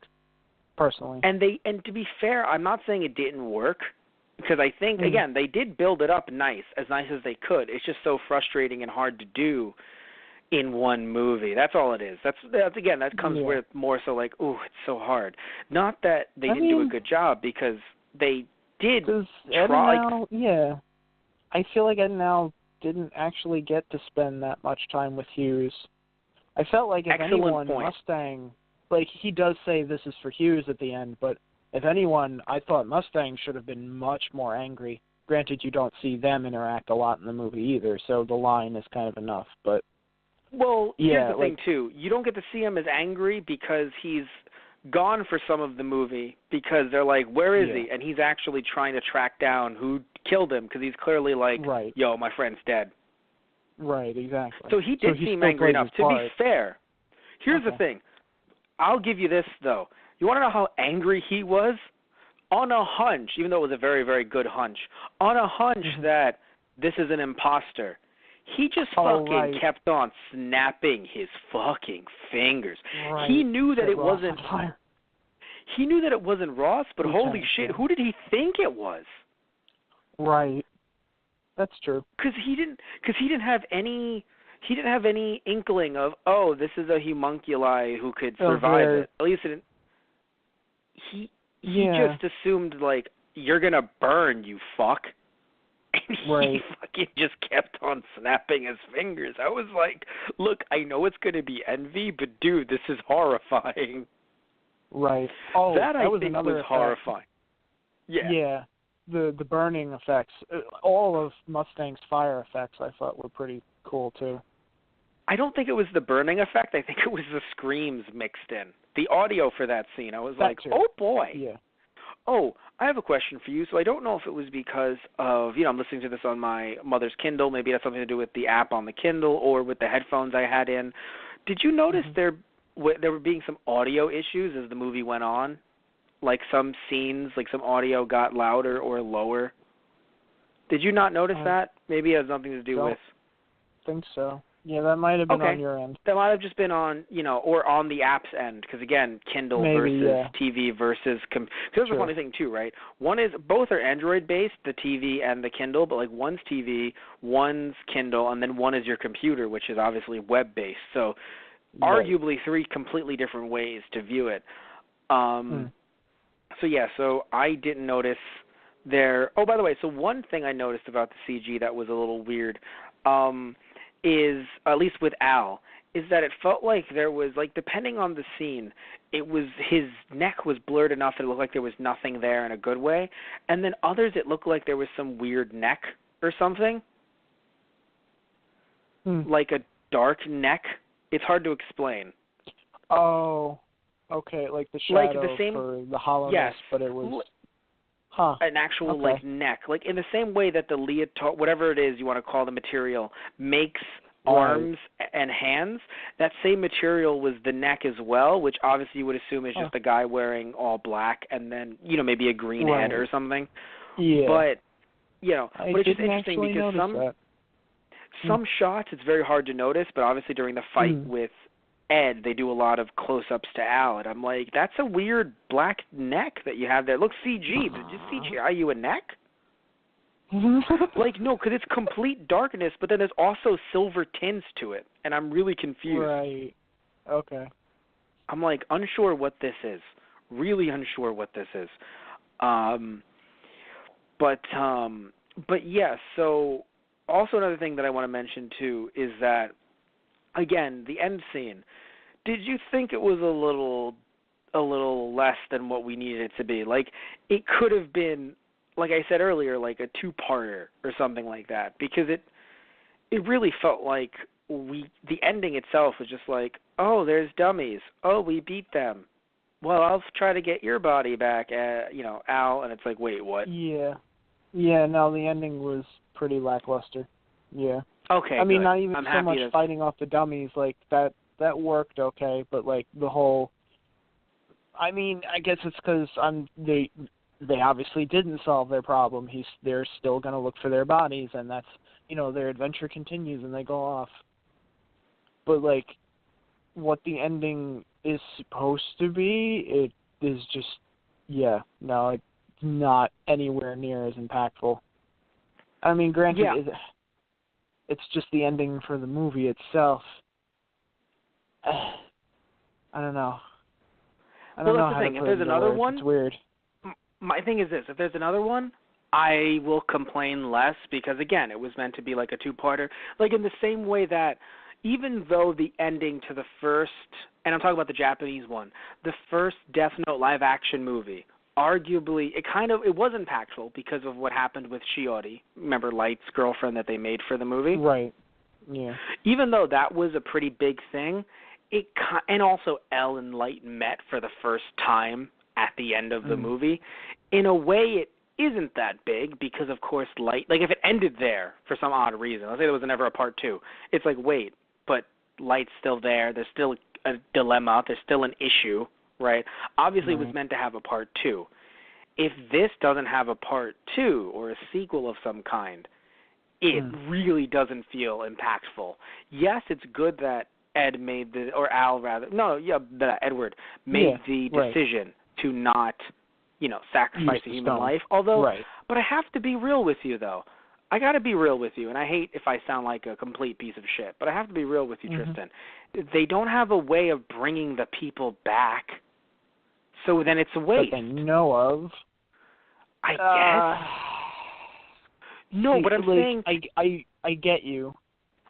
It's just one of those things where, like... No. Here's the thing, right? Like, I don't know. Like, it's just one of those things where I'm not saying we should, like, sacrifice humans. Like, no human sacrifice. But if a human was sacrificed and someone was like, you must eat this or else you will starve. I'm like, look, I'm not killing anymore, but this is dead. I would never go out and seek to kill someone to try to do something for myself, right? But if it was the idea of this could bring back his body, this could bring back his legs, and there's no way to bring these people back from the stone that they've been turned into. And I know you said that you know of, to be fair, but it's just, I know it's the principle. I know it's the principle. I get it. It's the principle of the matter. I do get it. But they're there. And also they could bring back Nina, who they talked about, then never talked about again. Yeah. I thought Nina was anime filler. By the way, they did not mention her with the Philosopher's Stone at the end. Like, at least save the fucking kid. Like, I'm sure if you asked those prisoners of war, would you want to save a kid that some evil scientist turned into a fucking dog person? They'd be like, I mean, I'll take the yes. Like, yeah, I know we don't have the chance to ask them, and that's the problem. We took away their agency when we fucking turned them into fucking Philosopher's Stones. But, like, not even saving the kid. Like, the last shot of the movie, I'll try to get your body back some way, Al. Eeny, meeny, miny, mo. Fucking, I'm sure Nina would like to play, too. Fucking shitty card game. Oh, my God. She's a fucking dog person, and no one talked about where she is. All they said was, we're going to try to save you, too. No, apparently not. I think it's nobody in cares. A way they kind of look at it, like if they use the stone, they're just as bad as the people that murdered these people to make it. Yes. In a way. But then so, the stone ends up... No. It's not... Okay, again, I'm not saying it's a wrong argument, right? It's just one of those things where, I don't know, you know what it would be like? Here's what it would be like. If we kill these zombies... Al would have to live with that, too, though. No, of course. But imagine if there were zombies coming at you, and you were like, we don't know if we could turn them back. We can't kill them. It's like, they're already dead. No, but we could turn them back. Like, if there were zombies trying to attack you, would you not kill them to survive? That's the way I'm looking at it. Yeah. I just can't really put my finger on it, but I feel like it's different. I don't know. No. It's not 1-to-1. You're right. It's not 1-to-1. Of course, there is a bit of a difference. I'm just saying because obviously but it's still the idea of of preservation, I guess, over the fact that I'm not saying you're going out turning people into zombies. Right, in some sick kind of I need to kill them because I want to feel strong. I'll turn them into zombies. No, but if they're being turned against your will, because obviously if the kids had the choice, they would not have had people be turned into Philosopher's Stones. But they've been turned, and because that's the thing too, by the way, if the kids tried to make some kind of speech about trying to turn them back, I'd be like, good for you guys. Right. Yeah. But it kind of feels like what's even funnier, the idea wonder if that there's it's a time limit on that. Like with that's the first thing. With the Dragon Ball. You would fucking think. Can we bring all jokes? But that's what I'm trying to get at. And more importantly, how funny would they even have a body to come back to too? Boom. Because that's the whole idea with Al. He has a body to return to. I just got to get it back for you. Yeah. But here's the thing that I find the most important about the end of the movie. Literally, Ed, throughout the entire movie, fuck you and your bureaucracy. End of the movie, So I'll let you bureaucrats deal with these dead bodies over here. Anyway, these souls, whatever. I'm out. All right. I'm going to totally not date Winry over here. Winry's like, I'm playing cards because you haven't made a move yet. Like, but that's what it is, though, right? I'm gonna play cards with your brother, because then maybe you'll pay attention to me because I'm interacting with your brother. What was that? Al, did you say something? Oh God! Oh God!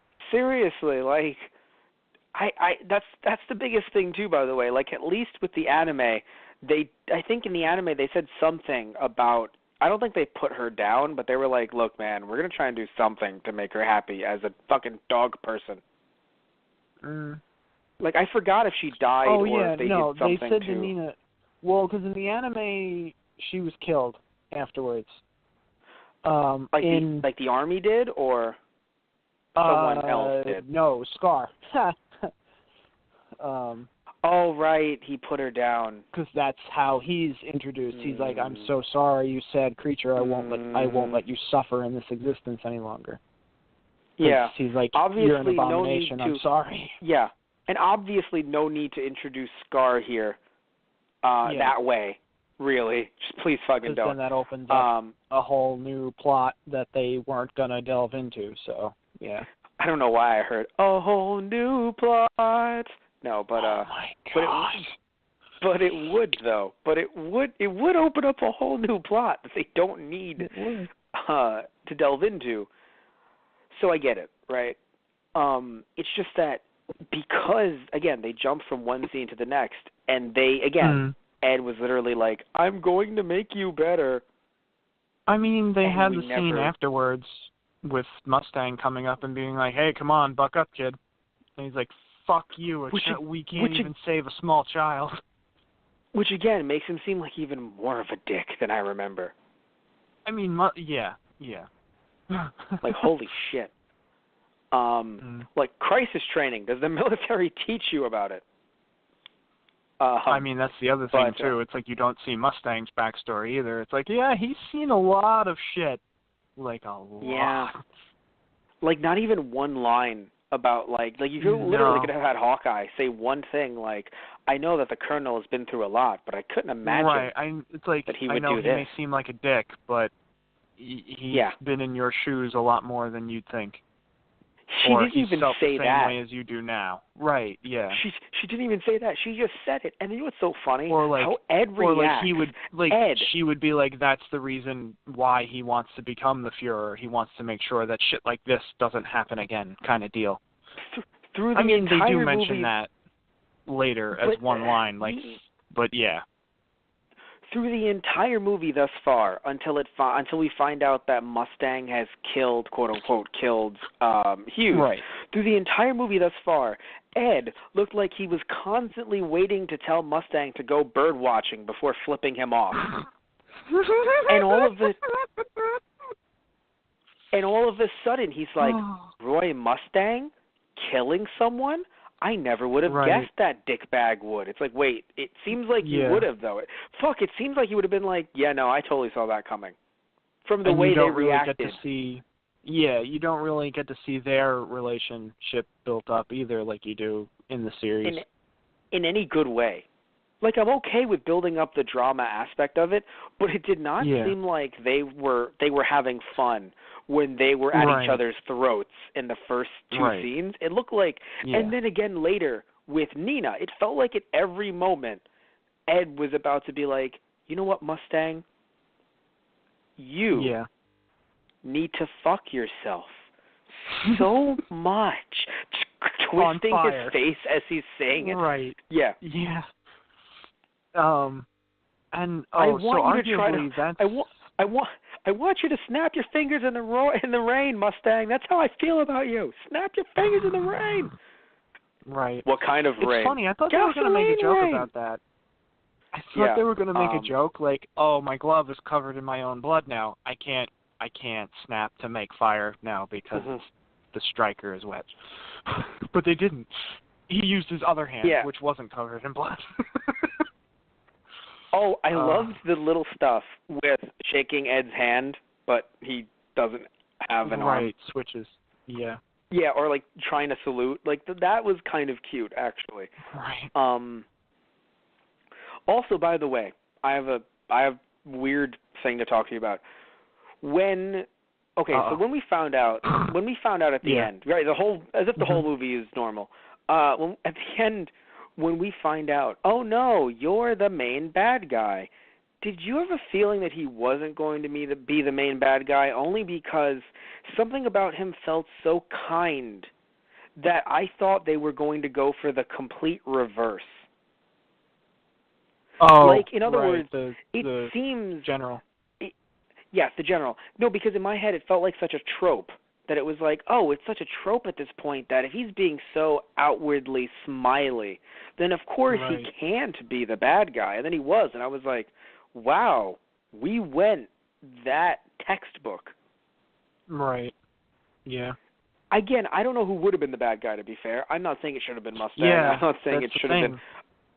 Yeah. Because, like, that's the other thing. The bad guys are built up in Fullmetal Alchemist. Like, you don't finally realize who the real villain is behind everything until so much later in the series.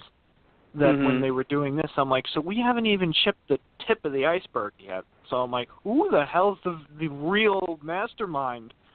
You know, and it never really felt like we got that. Like, sure, there was, this army general was making these soldiers and whatever, but it's like, that didn't really do it for me. Yeah. Because, like, it doesn't Also even explain with the homunculus either. It's like, so who, like, is it assumed that the military created them? Because that's not, no. Is it assumed that the scientists, when they made their sorcerer's stones or the philosopher's stones, that one of them went into those homunculi? Because I guess because again, it was never really brought up here. Also, Envy getting away, do you think that was a cute little thing because we know what's inside Envy, or do you think that's kind of why I've been talking about, like, sequels and part 2s and things like that. Do you think that's their little tiny sequel bait? Which I wouldn't have a problem with, but do you think that might be? Because I don't know. I was wondering if there was going to be an after credits scene, and then there was. I was like, if they use that to say Envy gets away and goes back to, an actual mastermind, then I might be all right with it. But otherwise, I kind of thought it was just weird. Yes, of course. If nothing comes from this, which I don't know if it would. Oh, random aside, because it was on Netflix, and I always feel weird when Netflix or any company does this, by the way. So it's not just a Netflix thing. We're going to shit on any company that does this, and many of them do. When they say, this is a blank original blank, and I'm like, no. Right. No, this is 20, at the time when I was complaining about this, 2016, 2017, but still, now it's 2018. In the past 3 years, I have a news flash for a lot of people out there who might not know. But if you're listening to us, I have a feeling you might be aware. The Internet exists. Right. Probably know that if you're listening to us. I don't know where else you'd be listening Certainly to us. hope so, because, someone picked us up on some weird... You're picking us up on a weird radio broadcast? Yeah, right. Unless you transmuted a radio into some Franken signal receiver, then I don't know. Well, if they did, I would like to say from the bottom of our hearts, Edward. Anyway, fucking be horrifying to hear that come out. Well, they're not listening anymore now. You've scared them all away. Good job, Matt. Now it's just you, me, and the dog. Anyway. But Jesus Christ. Anyway, so back to reality. So, but my complaint, and this one might seem minor, but I don't care. This complaint is just it's so much to me because, like, because here's the thing, right? I would argue that, like, Stranger Things counts as a Netflix original. You can get it on DVD. You can get it on DVD, right. Yes. But you can't see it anywhere else, at least if you're in the U.S. You can't see it on TV. You can't see it on other streaming websites. It is exclusive to Netflix. It's a Netflix original, in my opinion. But, Right. like, I just can't imagine. And, by the way, when Netflix puts money into an anime and they're on the production team, then it's Netflix original. And I get that, actually. Right. If they put money into Yeah. being part of the production team. So, like, I would consider Cartoon Network / Toonami / Adult Swim, whatever moniker you want to use, with them putting money into the next season of Fooly Cooly. You could argue that it is a Cartoon Network exclusive, if you will, because I wonder where the Right. fuck it's going, right? Oh, is that going to be on Nickelodeon? It's like, no, it's gonna be on Cartoon Network, right? Adult Swim's just like, wait, what the fuck? Top 10 anime betrayals. But it's what it is. It's what it is. That and Corey in the house, right up there. Anyway, I just, look, all I'm saying is that, in my opinion, right, if they're putting money into the production, maybe, but I don't think Netflix actually put money into this production. So to call it like Netflix original movie, I'm like, dude, it came out in Japan first. It came out in theaters first in Japan. Fuck are you doing? So I'm not. Even the idea it's like based off of the original series, Yeah, it's just. Yeah, of course, that too. Well, obviously, yes, it is based off of, but I see what you mean, too. Like, there's an anime it's based off of. Like, you didn't just think of one day, like, Fullmetal Alchemist, right? That's another thing, too. Yeah, that live-action movie. It's like, no, you fuck. Right? Exactly. Like, I'm sorry, but if somebody... I would apologize because I'm like, okay, maybe they haven't seen it, but, like, if this is the only thing that you've seen and heard of FMA... And this pops up no, first. you can... Well, no. I mean, I don't know. I'm gonna seeing it, I disagree. I don't think seeing it. I disagree there. You can see this before, but you're right. If someone hasn't heard of it, it would be... But also, remember, too, it's an anime thing, though. So you're talking about if someone in the anime community who's an anime fan hasn't heard of it. That would be weird. Okay, to be fair. Because, again, remember that, too. We're talking about the anime community here, not everyone at large, because... I mean, there's still people out there who haven't heard of, like, Dragon Ball Z, and that's fucking huge across. Like, you'd imagine at least one person would be like, I know that one, and some people would be like, nah, I've never heard of Dragon Ball Z. But, yeah, you're talking about in the anime fandom. If someone's like, you mean that live-action movie? It's like you're hitting them because in your head you're like, you're trolling me. Yeah. But, the CG for Ed being in the other world, if you will, like where we got to see. That was beautiful. The gate. I enjoyed that. Truth. Yeah, the gate. The one. Yeah. God. Yes. Gate, but that's what he said in the original. The gate CG was good. The CG for, like, the human body was not good. Okay. At least when it was far away, I was like, that's not... Just have a human person who's skinny. You could pay someone who's like a skinny model to just sit there. Well, I mean, I don't think it was good CG when they were really far away. But then, of course, it was a human face looking with human eyes and human hair. Right. But when it was far away, it was all CG, and I was like, ooh, no. I mean, I don't know. I feel like they'd have to have somebody pretty withered to pull that one off and have it be an actual actor. I mean, I guess makeup can do wonders, but it happens. There are models out there that can happen. I mean, there are people out there that could fit the role, or at least a little bit less. Like, or then again, like you said, with some makeup and maybe even them being a little bit less withered, but then CGing it a bit more. But it felt like it was just all CG. Like, it was a CG person. And I was like, no bueno. I just feel like there's a difference between, Al's body has been sitting there for literally years at this point. That is withered. Whereas yes, I know. People can be thin and still be, obviously natural. And I know. malnourished. The thing is, I want to send you some models where you'd be like, oh, no. Like, I feel like I can send you some supermodels that when you look at them, you're like, I think that person is literally, and I'm not saying that they are, but they look like they are unhealthy. Like I'll send you some, and you'll be like, oh no. No, like, anyway. I mean, I know that happens, yeah. Yeah, but anyway, so I don't know, what happens, but like I don't know if you've seen the visual in a while, because like sometimes when I see it, I'm just like, oh God, is she okay? And it's like, she's doing just fine, Matt. I'm like, I know, but oh yeah. Okay. But anyway, so when it comes to something I want to mention, by the way. So did you notice that there was an English option, like English language option? Dude, I was so happy, and let me explain why.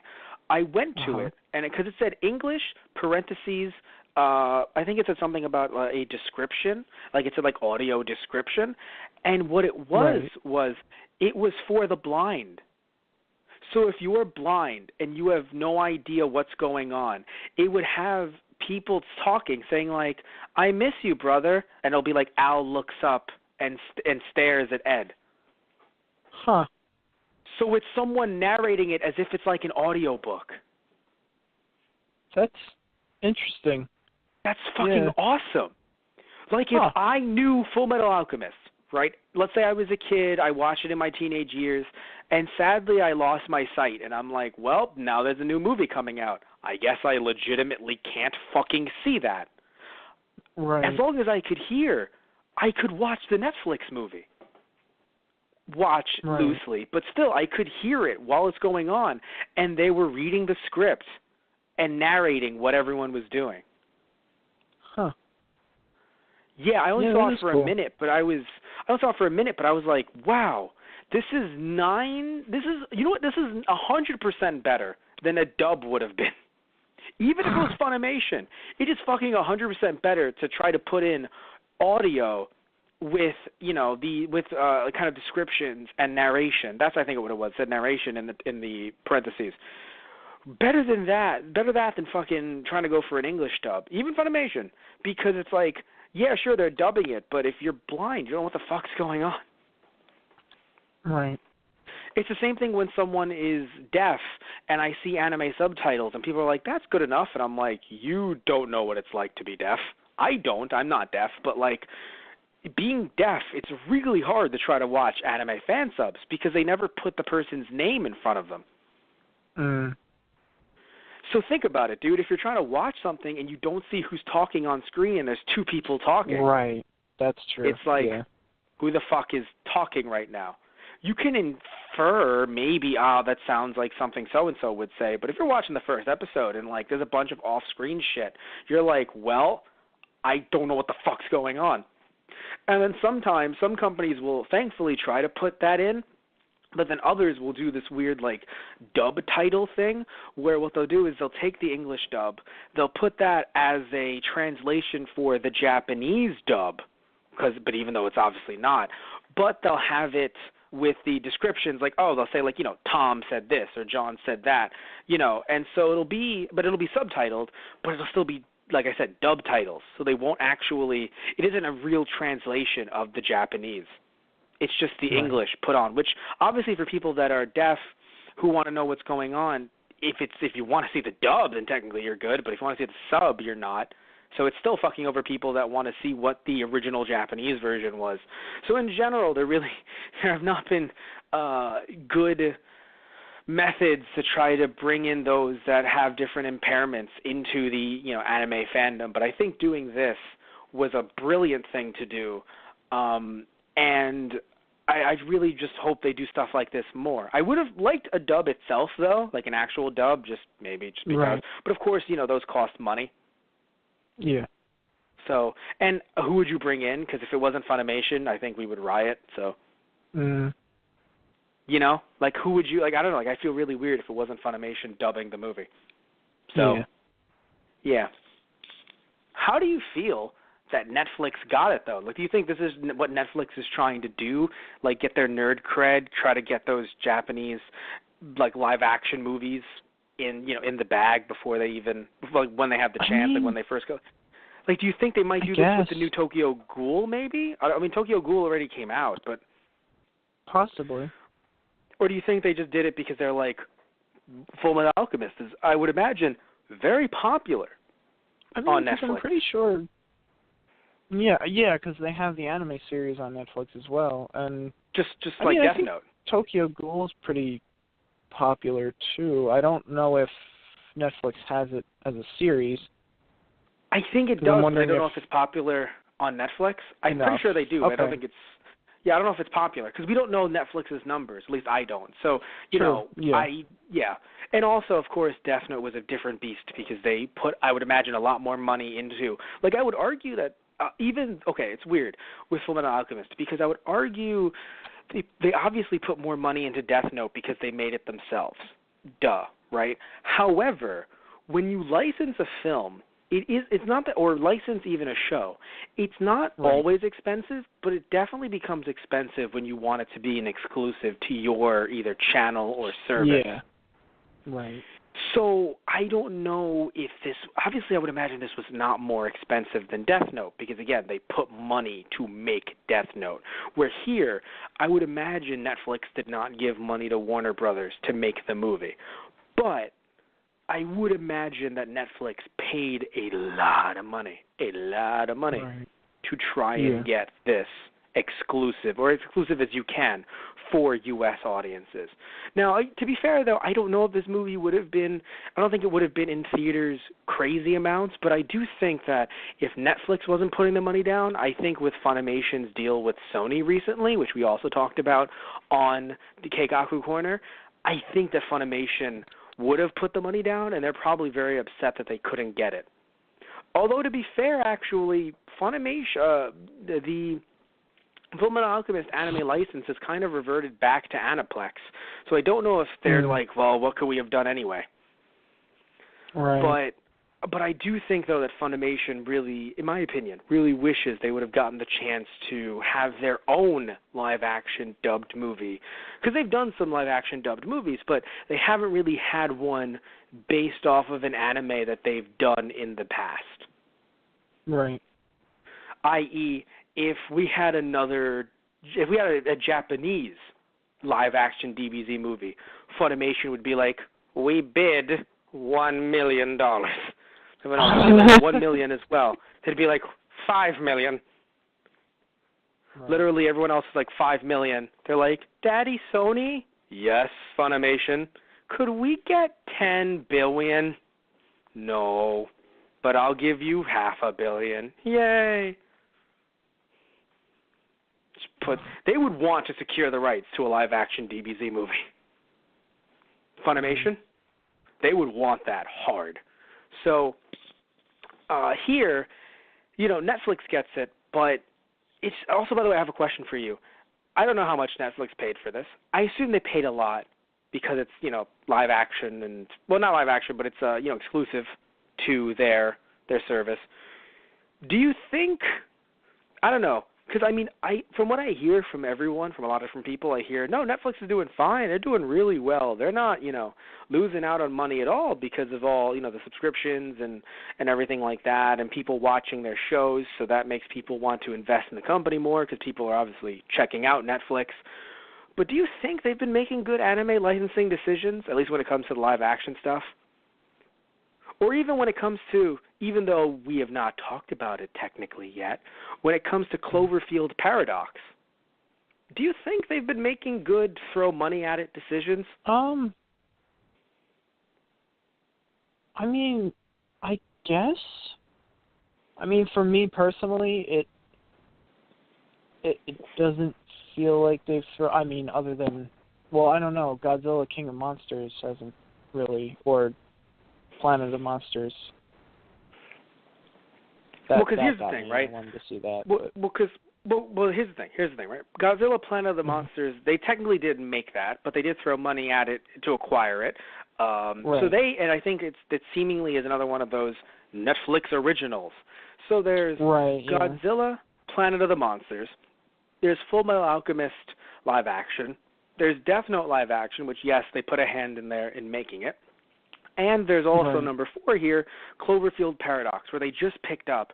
But with the money that they put into, because I imagine they're the ones that put the money into the Super Bowl ad to promote it, which Yeah. remember, 30 seconds at the Super Bowl, if we're going by the same standards that they used to go by, which I don't think they go by those standards anymore, but if they do, 30 seconds is $4 million. So even if it's only $1 million. Yeah, right. even if it's $1 million, that's still a lot of moolah.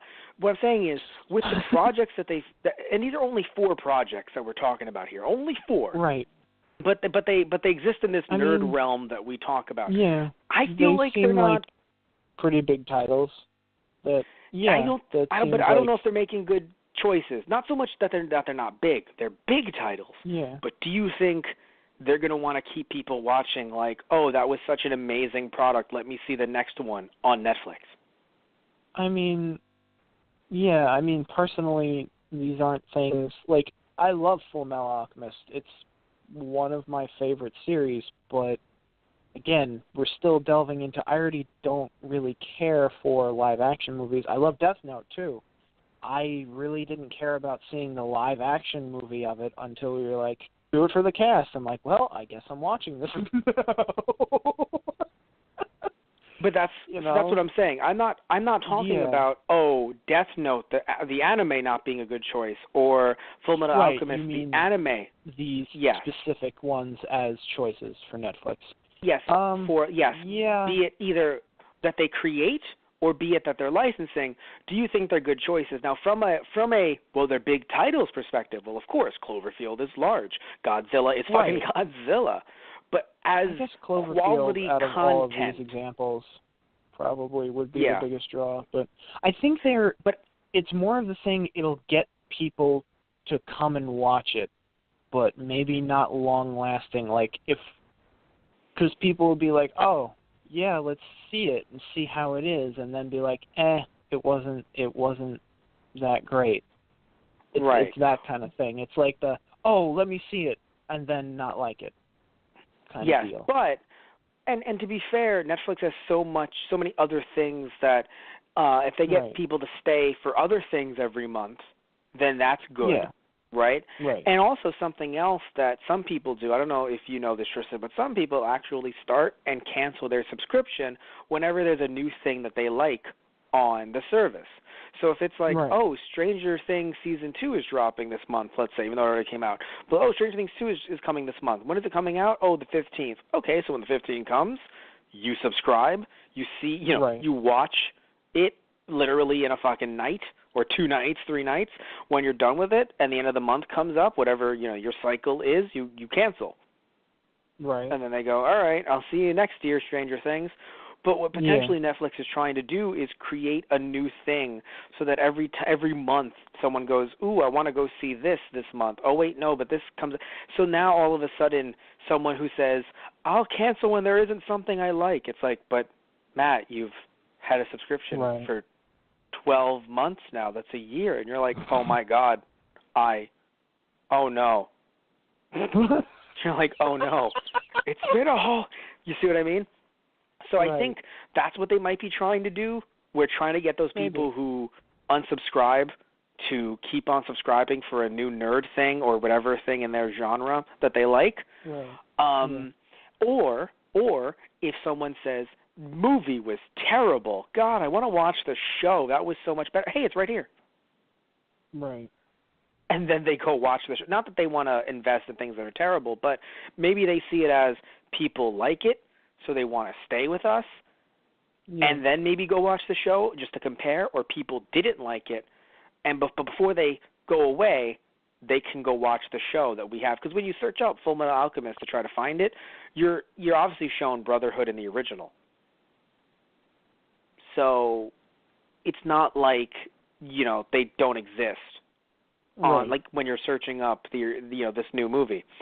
Yeah. So for me, I mean, I only think that they're mistakes only because, again, like, my first thought is someone immediately goes, I don't want any more of this, and then leaves.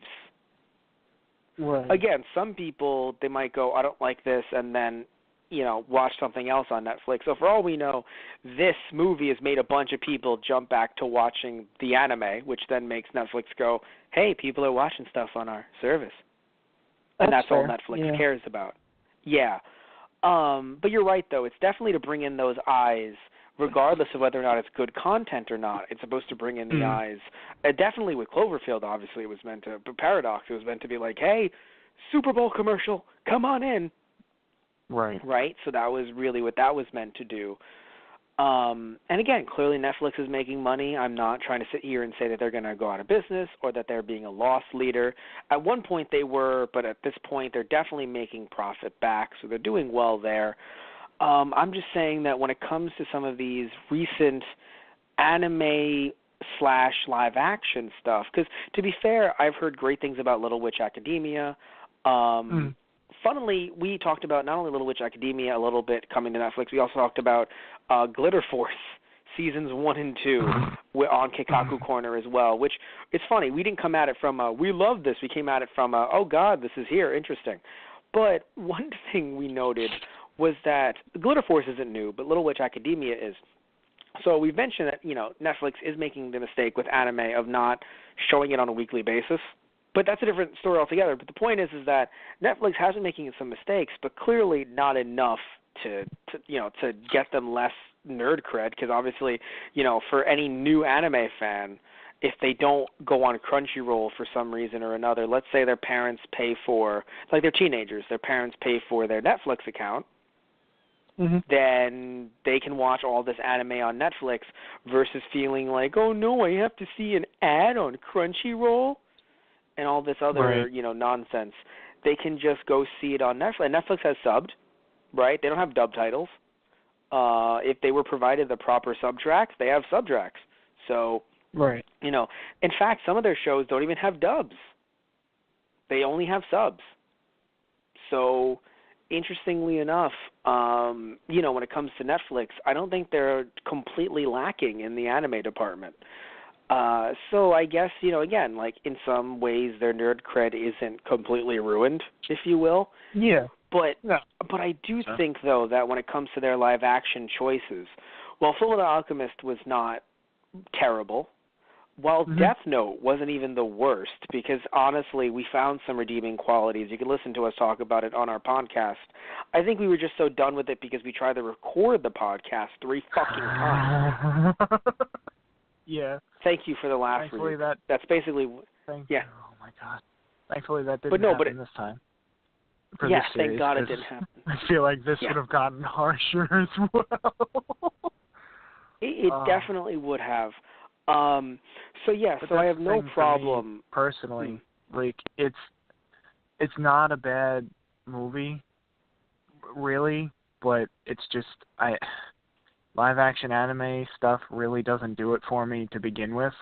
So it's just I keep coming back to the question of why do we keep doing this? I do think this was a question of this is why, though, because this is why we do it, because it was actually a fun romp. The only issue is that obviously, again, there were some big issues, yes, but this is why we do it. To be fair, though, we try to condense the plot and change what we need to. If anything, it always just makes me feel like, why don't I just go back and watch the old series, because that's what I enjoy more. Which again is funny because in my mind.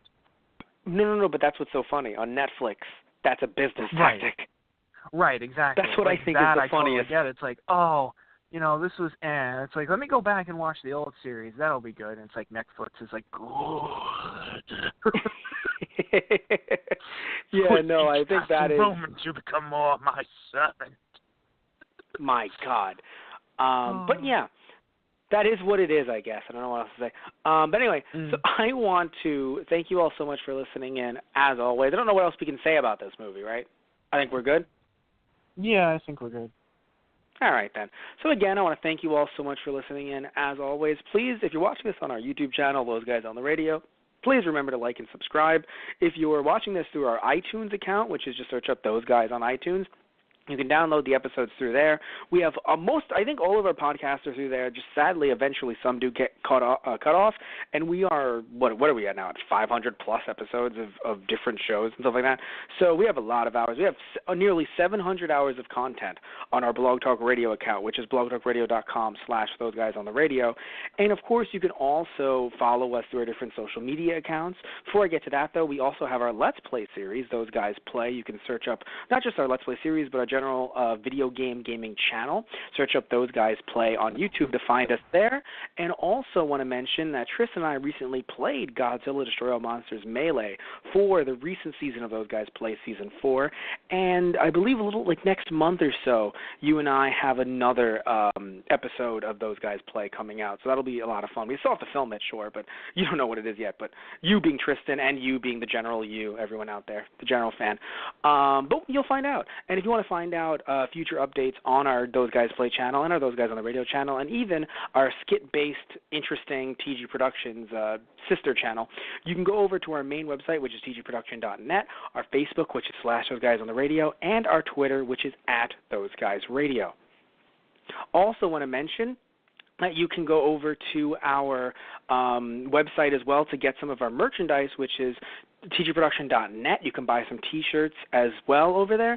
And you also get some interesting stuff over at our eBay, which is ebay.com/USR/ThoseGuysRadio. And what you can also do is you can also end up going over to our, I mentioned our eBay, you can also go over to our Patreon to support us through there, patreon.com/TGProductions. And depending on what tier you donate to, you can kind of essentially become part of the show, either suggesting different podcasts to us, different Let's Plays, and other kinds of gaming content for our channels. You can even be a sponsor for our channel. We'll give you guys a shout out at the end of certain podcasts and at the end of certain Let's Plays as well. Okay, guys, so I want to thank you all so much for listening in. Please,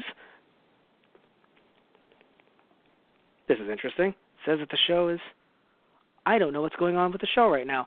All I want to say is thank you all so much. Sorry about that, everybody. Tristan is telling me he was booted off the show, so I guess he can't say goodnight, but I'll say goodnight to you guys.